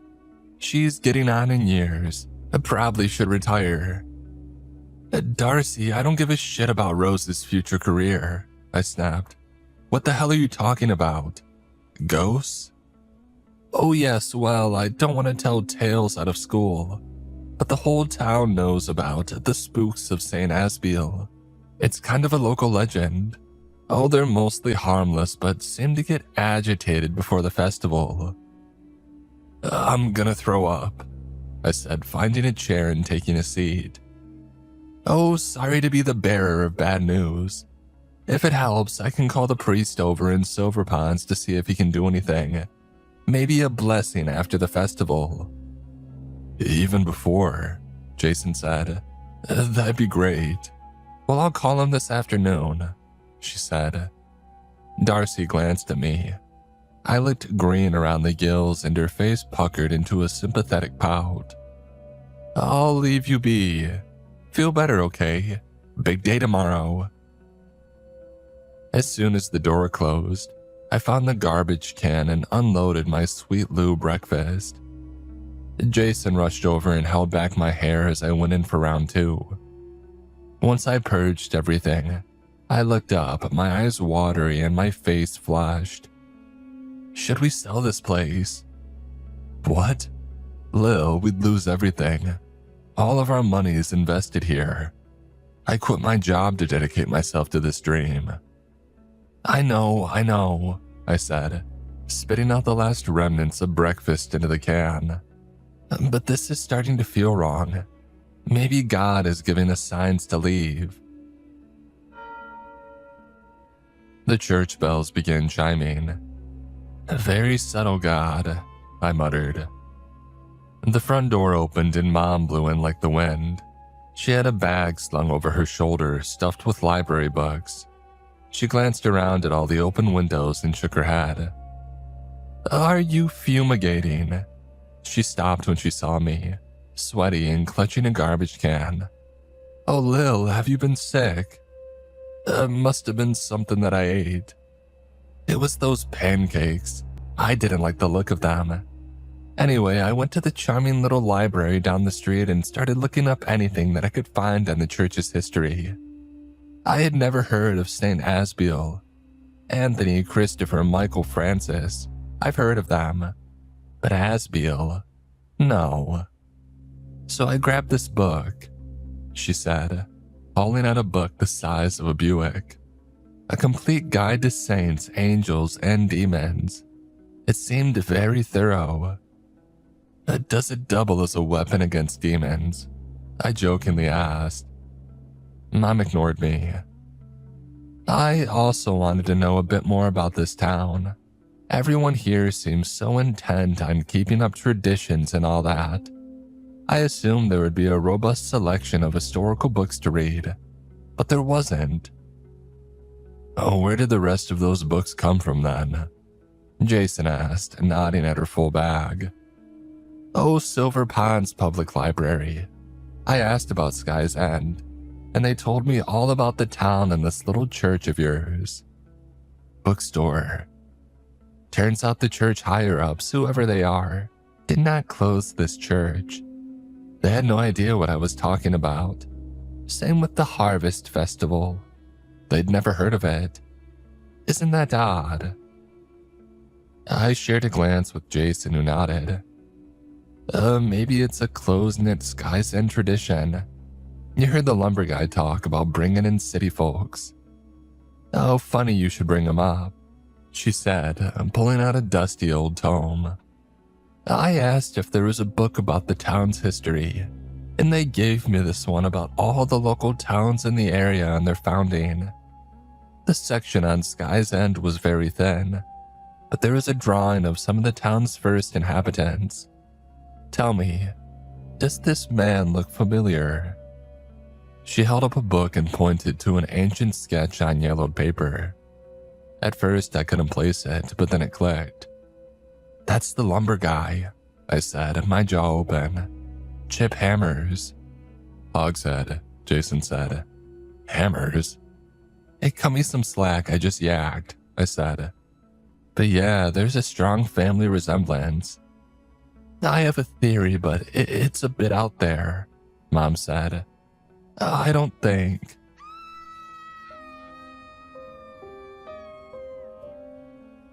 Mom's theory never saw the light of day. Just outside the church, we heard the screeching of tires followed by a sickening thud and women screaming. We rushed outside and saw a small group of people huddled around a person in the middle of the street. It was Jeff. He was dead. I couldn't believe it. Jeff was dead. He had been inside our shop just minutes before, and then he was a slab of dead meat in the middle of the road. Outside of Nana's funeral, I had never been that close to a body before. Never seen one splayed out in the street, crimson blood pooling under its broken and disjointed form. Even after they took his body away and scrubbed the square, you could still see the outlines of the stain. And Darcy was quick to point out that as tragic as it was, the Harvest Festival would continue. I was flabbergasted, and any attempt to dissuade her from continuing fell on deaf ears. Hell, anyone I spoke to held the line. The show must go on. And Mom was beside herself. She had been even more removed from these kinds of actions, and the death had struck her hard. She left to spend the rest of the day at her house. The thought of doing anything festive made her ill. She mentioned she was considering cutting her trip short. I told her that I didn't blame her. And Jason and I didn't have that luxury. We needed to keep our minds busy, and so we dove into working on the store. My nerves were KFC level deep fried. I feared that every noise I heard was something looming in the shadows, looking to harm us or pester us about the church's readiness. Yet, our options were limited to 1. Give up our future and leave, or 2. Go home and wallow. Neither sounded like an improvement on the current situation, so I kept my nose to the grindstone. Idle hands are the devil's playthings. How my ancient pilgrim forefathers must have cheered my industriousness from beyond the grave.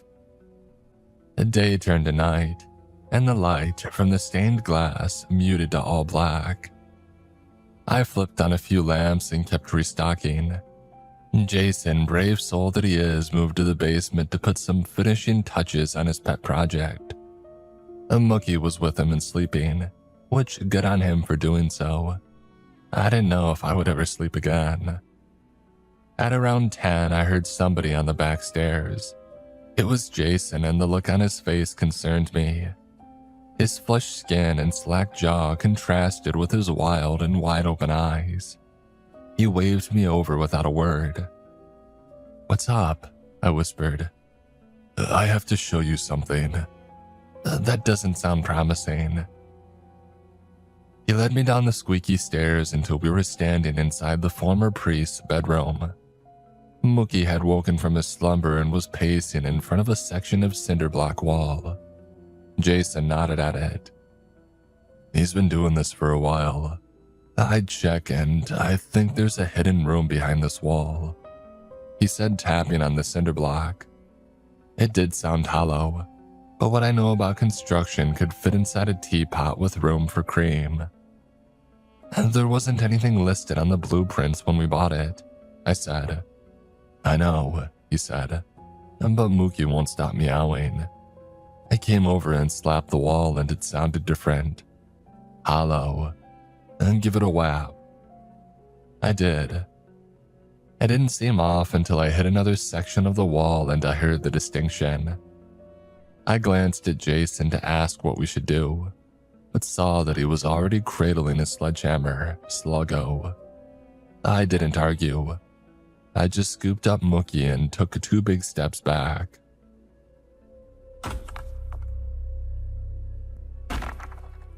And Jason swung the hammer like Thor, and after several solid hits, the cinder block crumbled. A hole to the unknown had opened right in front of us. I held up my phone to get a view into the void behind the wall. I saw nothing at first, but then we heard somebody say, "Help." I stumbled back and nearly introduced my ass to the ground. Jason looked confused, but then he heard the voice too. This time louder, a little less hoarse, and he backed away as well. We shared a look of astonishment.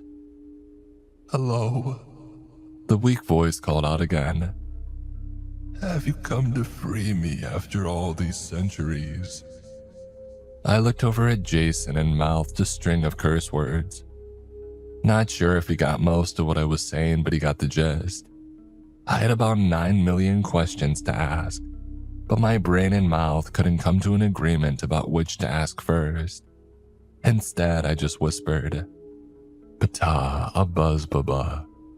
My thoughts exactly. What the hell is that?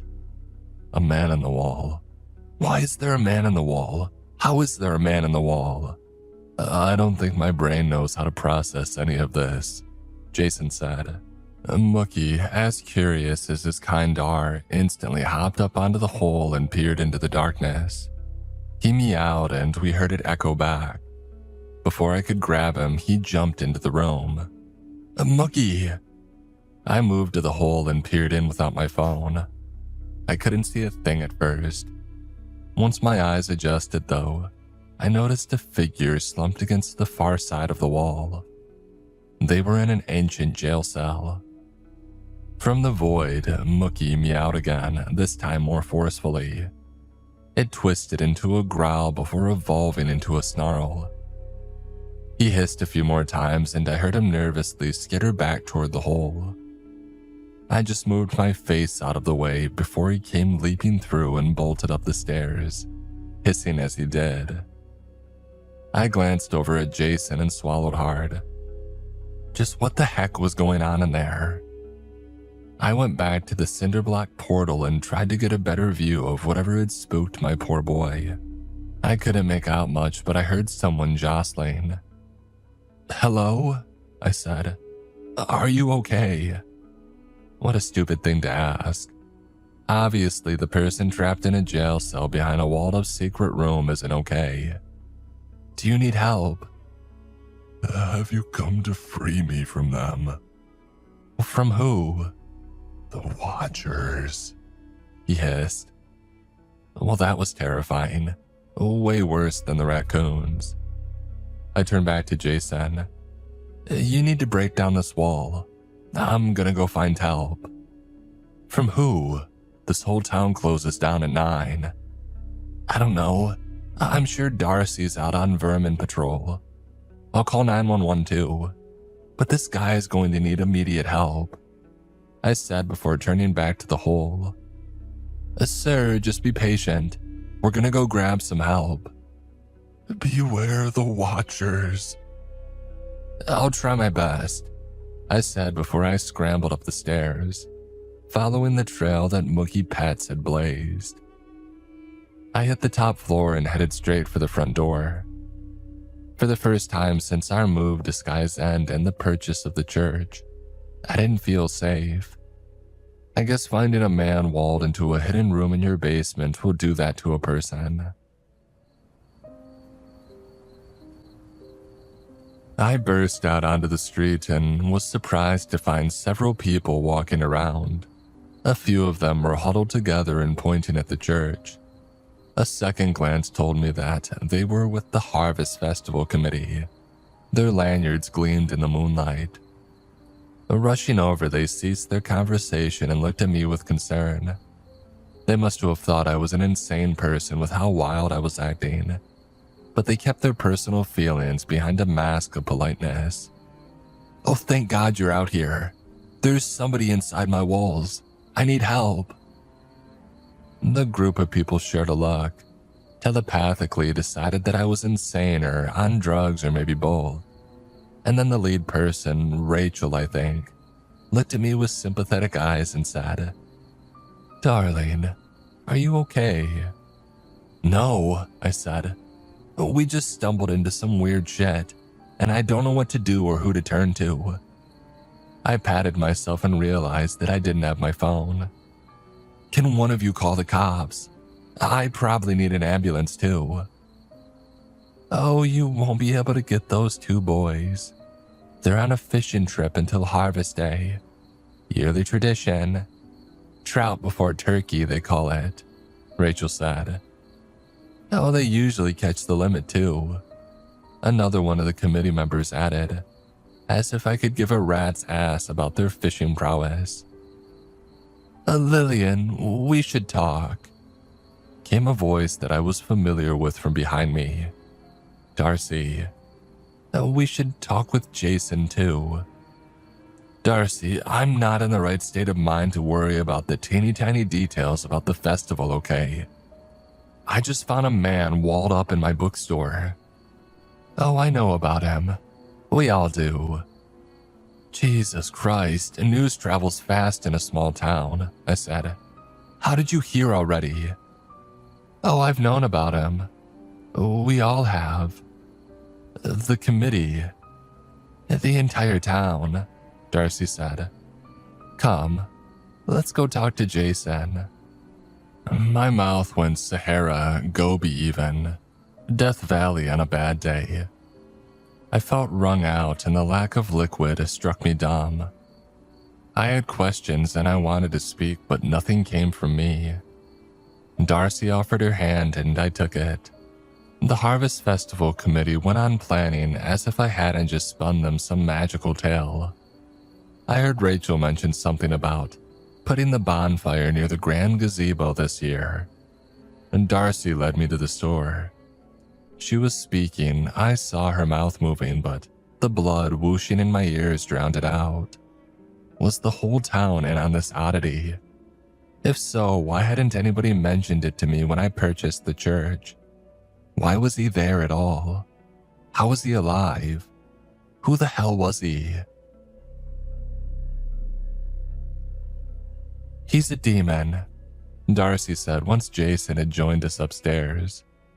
She said it as plainly as a person ordering their favorite coffee at Buzz's Bean. He's been in there since the town's founding. He's the reason we founded the town way out in the middle of nowhere. It's where they caught him. Hold up, Jason said, as gobsmacked as I had been. Is this a Halloween prank or something? Oh, tease the new folks. A hazing for the newest Skyenders. And Darcy politely chuckled. Oh, no, this is real. Obviously, it's not something we're going to put in the tourist brochures, but up to this point, we had no concerns about it. Our problems were walled up in the basement room where Father Gusion lived, and he wasn't going to spill the beans. You said that you caught him. I started before Darcy cut me off. The town founders, I wouldn't have stood a chance. I can't even run a mile without stopping for a breather. Chasing and imprisoning a demon. I'm out. Who are they? Darcy sighed and leaned on her elbows closer to us. We mirrored her actions. If I tell you this, all of it, you cannot tell anyone else. It can't leave this town. If word of this got out into the wider world, well, let's just say an underprepared harvest festival would be the least of our concerns. Do you understand what I'm saying? Yes, Jason and I said in unison. Darcy nodded, took a beat, and started. They're called the Watchers, the people who tracked and found the demon Ralph. Wait. The demon's name was Ralph, like Wiggum or Cramden, I said. Oh, it's a longer name, but we all refer to him as Ralph. It's easier than breaking out an ancient, multi-syllabic Aramaic word. Aramaic? The language that Jesus spoke. Darcy nodded. This thing is old and very dangerous. It's why they built a cell under the church and walled it off.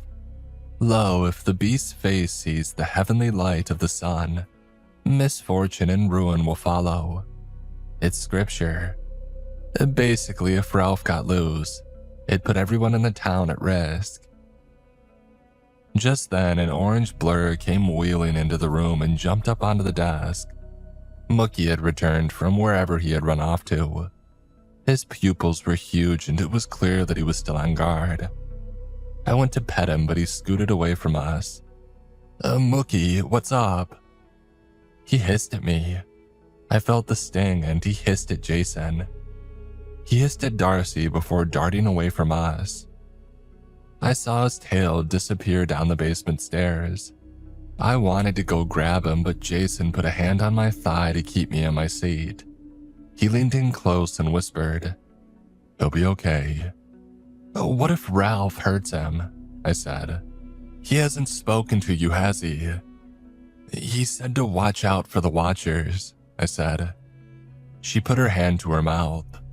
So you spoke with him? Well, not much. Once you find a man in a cell hidden in your walls, the conversation is limited to, "Oh shit," and I'll get help. Don't talk to him. Every word out of his poisoned mouth is a lie, but it sounds like the truth. That's his demonic power. He's trying to convince you to sympathize with him so you'll release him. It's so important that you don't. I shook my head. Darcy, this is a tall task. You can't seriously ask me to leave a man locked up in a cage inside the walls of my bookstore. It's a church, she said, and I do. I can call a few people over to help patch up the wall and keep watch until you guys are ready to open up. It's easier to ignore him if there's somebody else there to keep you on the right path, so to speak.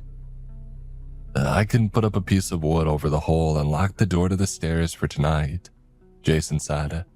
We can discuss having armed guards tomorrow. I'm not a fan of that plan, to be honest, I said. We can talk about it more tomorrow after the shock wears off, Darcy said, standing. Please, don't speak to Ralph.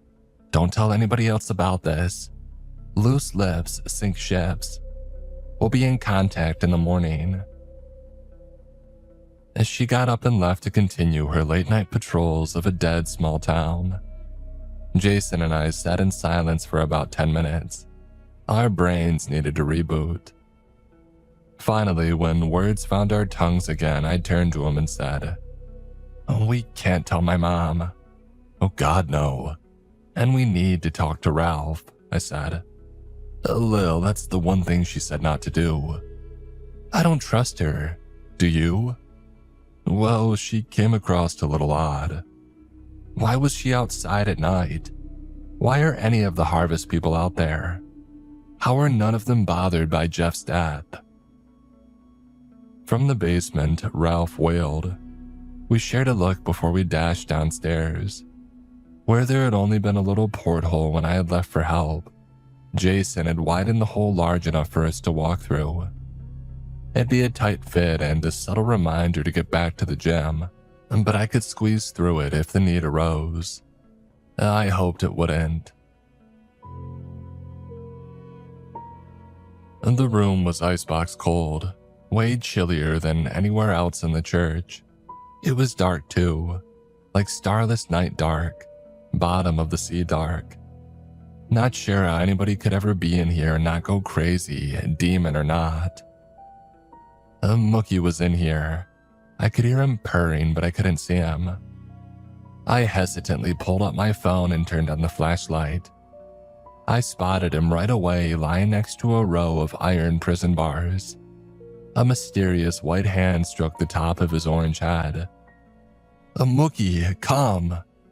He didn't. Cats, man.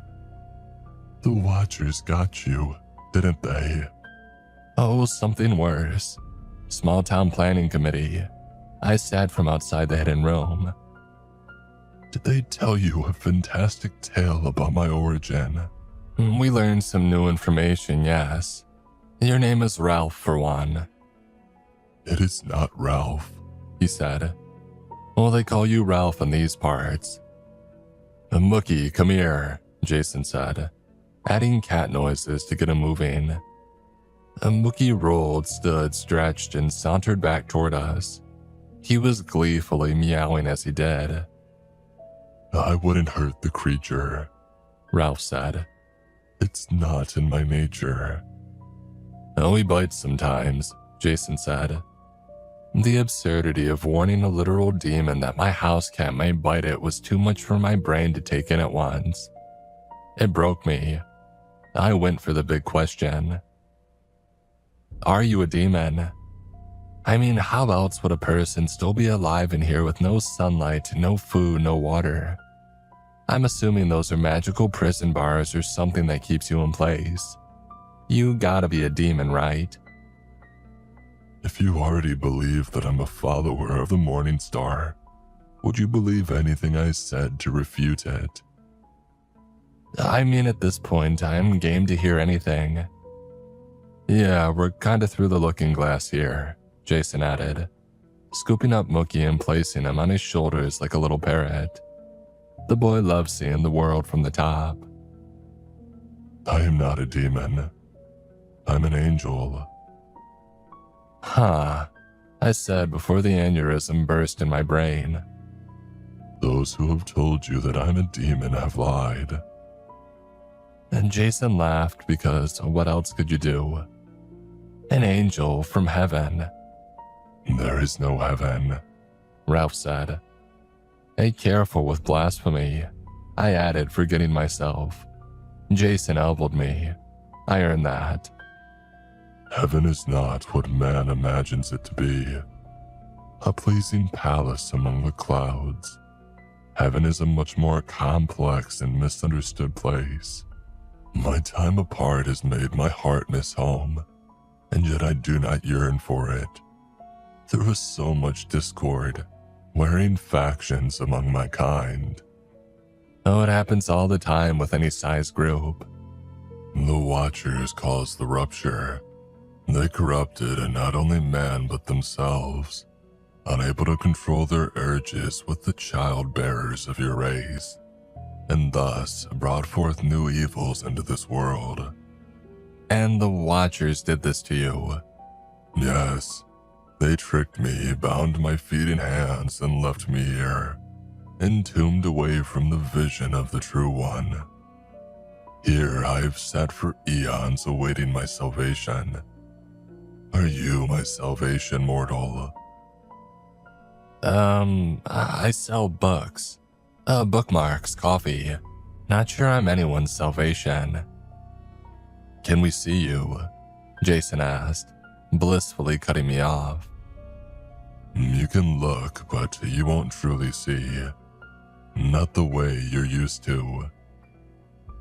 Jason leaned in and whispered, this is like talking with a fortune cookie. We're gonna come in, I said, surprising even myself. I shared a look with Jason. He didn't look thrilled with this development, but like the gentleman he was, he entered the tiny room first, holding his arm for stability. I crossed the threshold. The room was freezing, and goosebumps rose immediately. It was small too, a fact made worse by these cells splitting the space in half. In the dim light spilling in from the bookstore, you could see only the faintest shape sitting in the corner. The figure looked small and frail, which would make sense considering where he had been hiding for eons. Jason and I both turned down our lights and pointed them at Ralph. He was a lump of naked white flesh sitting in a ball in the corner. When he turned his face to us, his bright red eyes shone back, his pupils constricted in the light. While the red eyes were concerning, what took the cake were the spires sprouting out from the top of his head. "It's a demon," said a voice from the basement stairs. Jason and I spun to see Mom gawping at the creature from the last step. Mom's sudden arrival set Mookie off. He hissed and growled and shot up the stairs in an orange blur. I wasn't sure what got into him or where he would go, but it was the least of my concerns at the moment. Ralph stood and his body transformed as he did.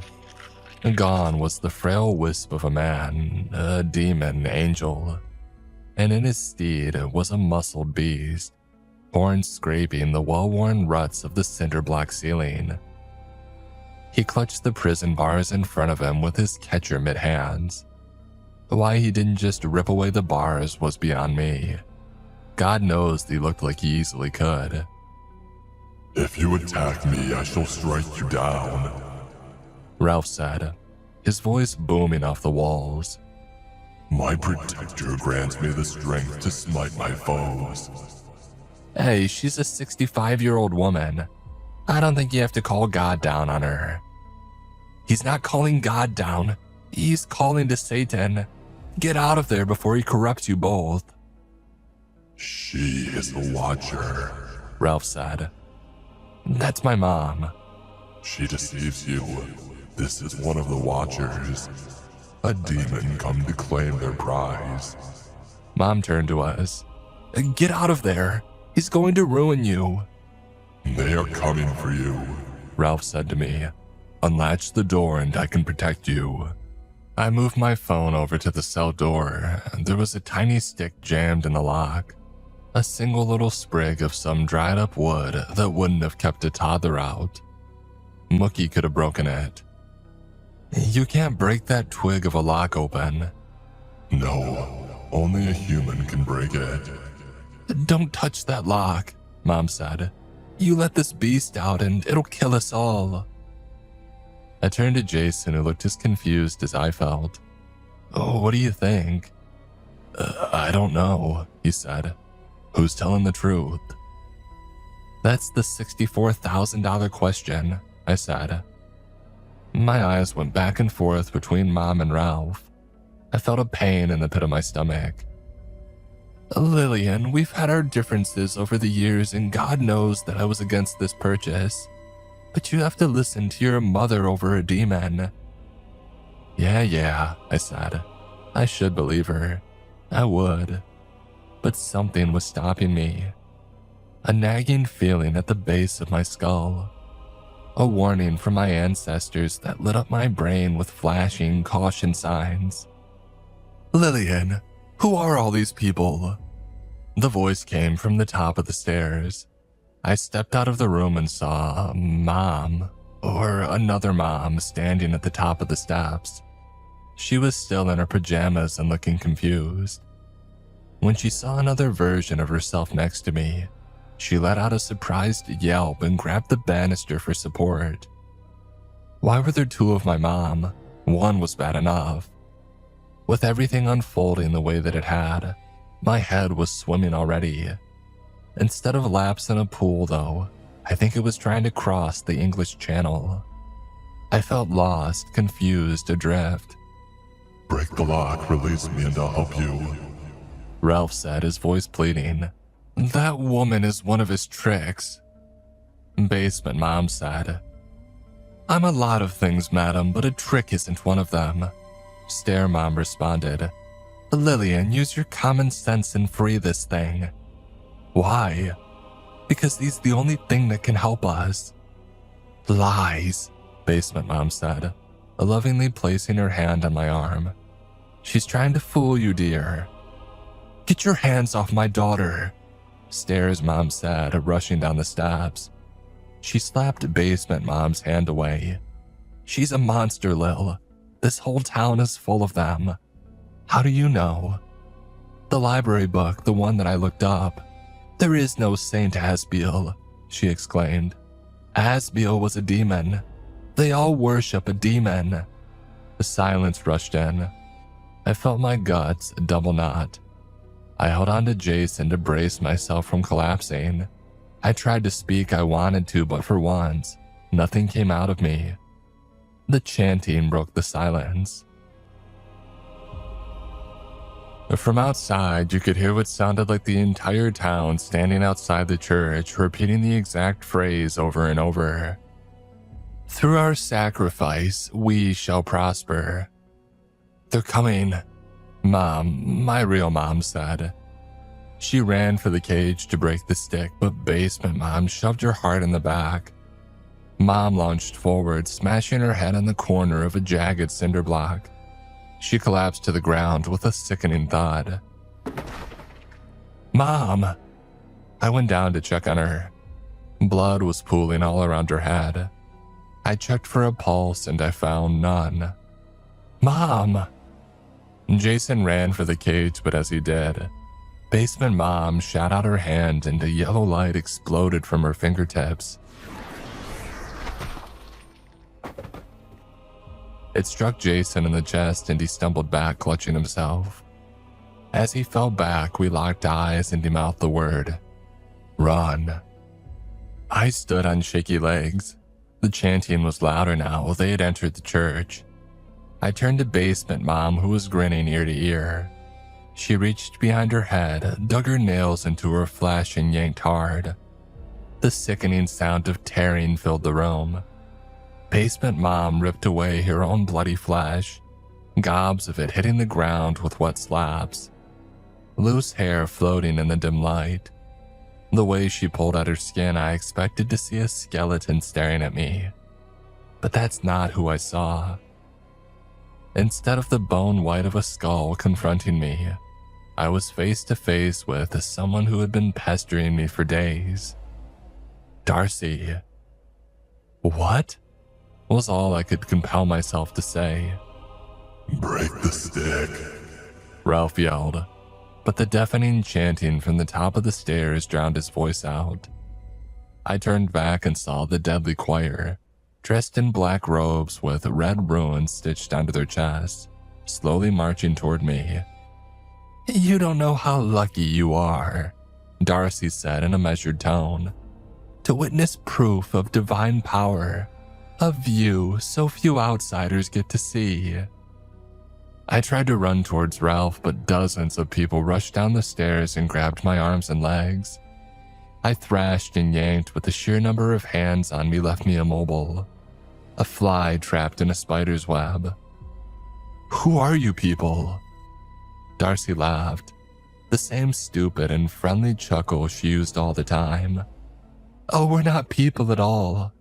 God calls us mistakes, evil unleashed by Asbiel's misdeeds, the unholy union of man and angel, a spawn to all that is dire and bleak. We are the children of the dark, my dear, and you are our necessary tribute. I turned back to Darcy. You're a monster, and you're just in time to celebrate the harvest, she whispered in my ear. She cackled as she tapped the middle of my forehead. Everything went black.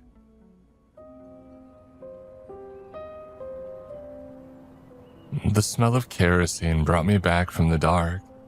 It was all around me. The fumes filled my nostrils and made me see small bright stars in my closed eyes. When my lids finally fluttered open, the first thing I noticed was the orange rays of the rising sun. A new dawn, a fresh start. I was standing, and when I tried to move, I found that someone had lashed my body to a pole in the middle of the massive bonfire that I had heard the festival planner discussing earlier. At my feet, I saw the lifeless bodies of Jason, Mookie, and Mom. Oh God, my loving, gentle Jason. Mookie, my curious, precious boy. My wonderful, headstrong mother. My foil and my heart. I'd killed them all. Tears flooded my eyes and washed down my cheeks. My lofty dreams had manifested in our waking nightmare. I offered them hundreds of apologies, hoping that would wake them up, bring life back to them. It didn't. The church bells chimed. I looked up and noticed the entire town standing around the bonfire, heads lowered in silent prayer. I screamed at them to let me go. I bargained with them. I would keep their secret if they let me leave. Appealed to the humanity. Whatever of it might still be in their diseased minds. I begged for mercy that I'd never receive.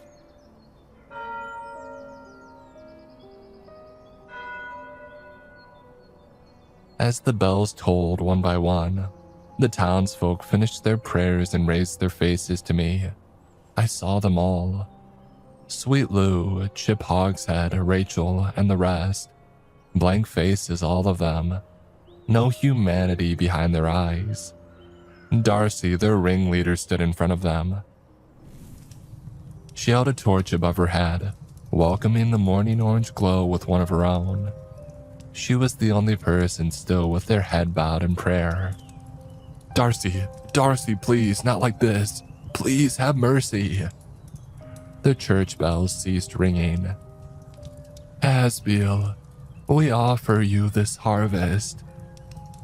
She tossed the torch onto the kerosene-soaked woodpile. It instantly ignited. The last thing I remember feeling was the bubbling of my skin and the painful screams I let out as the fire consumed me.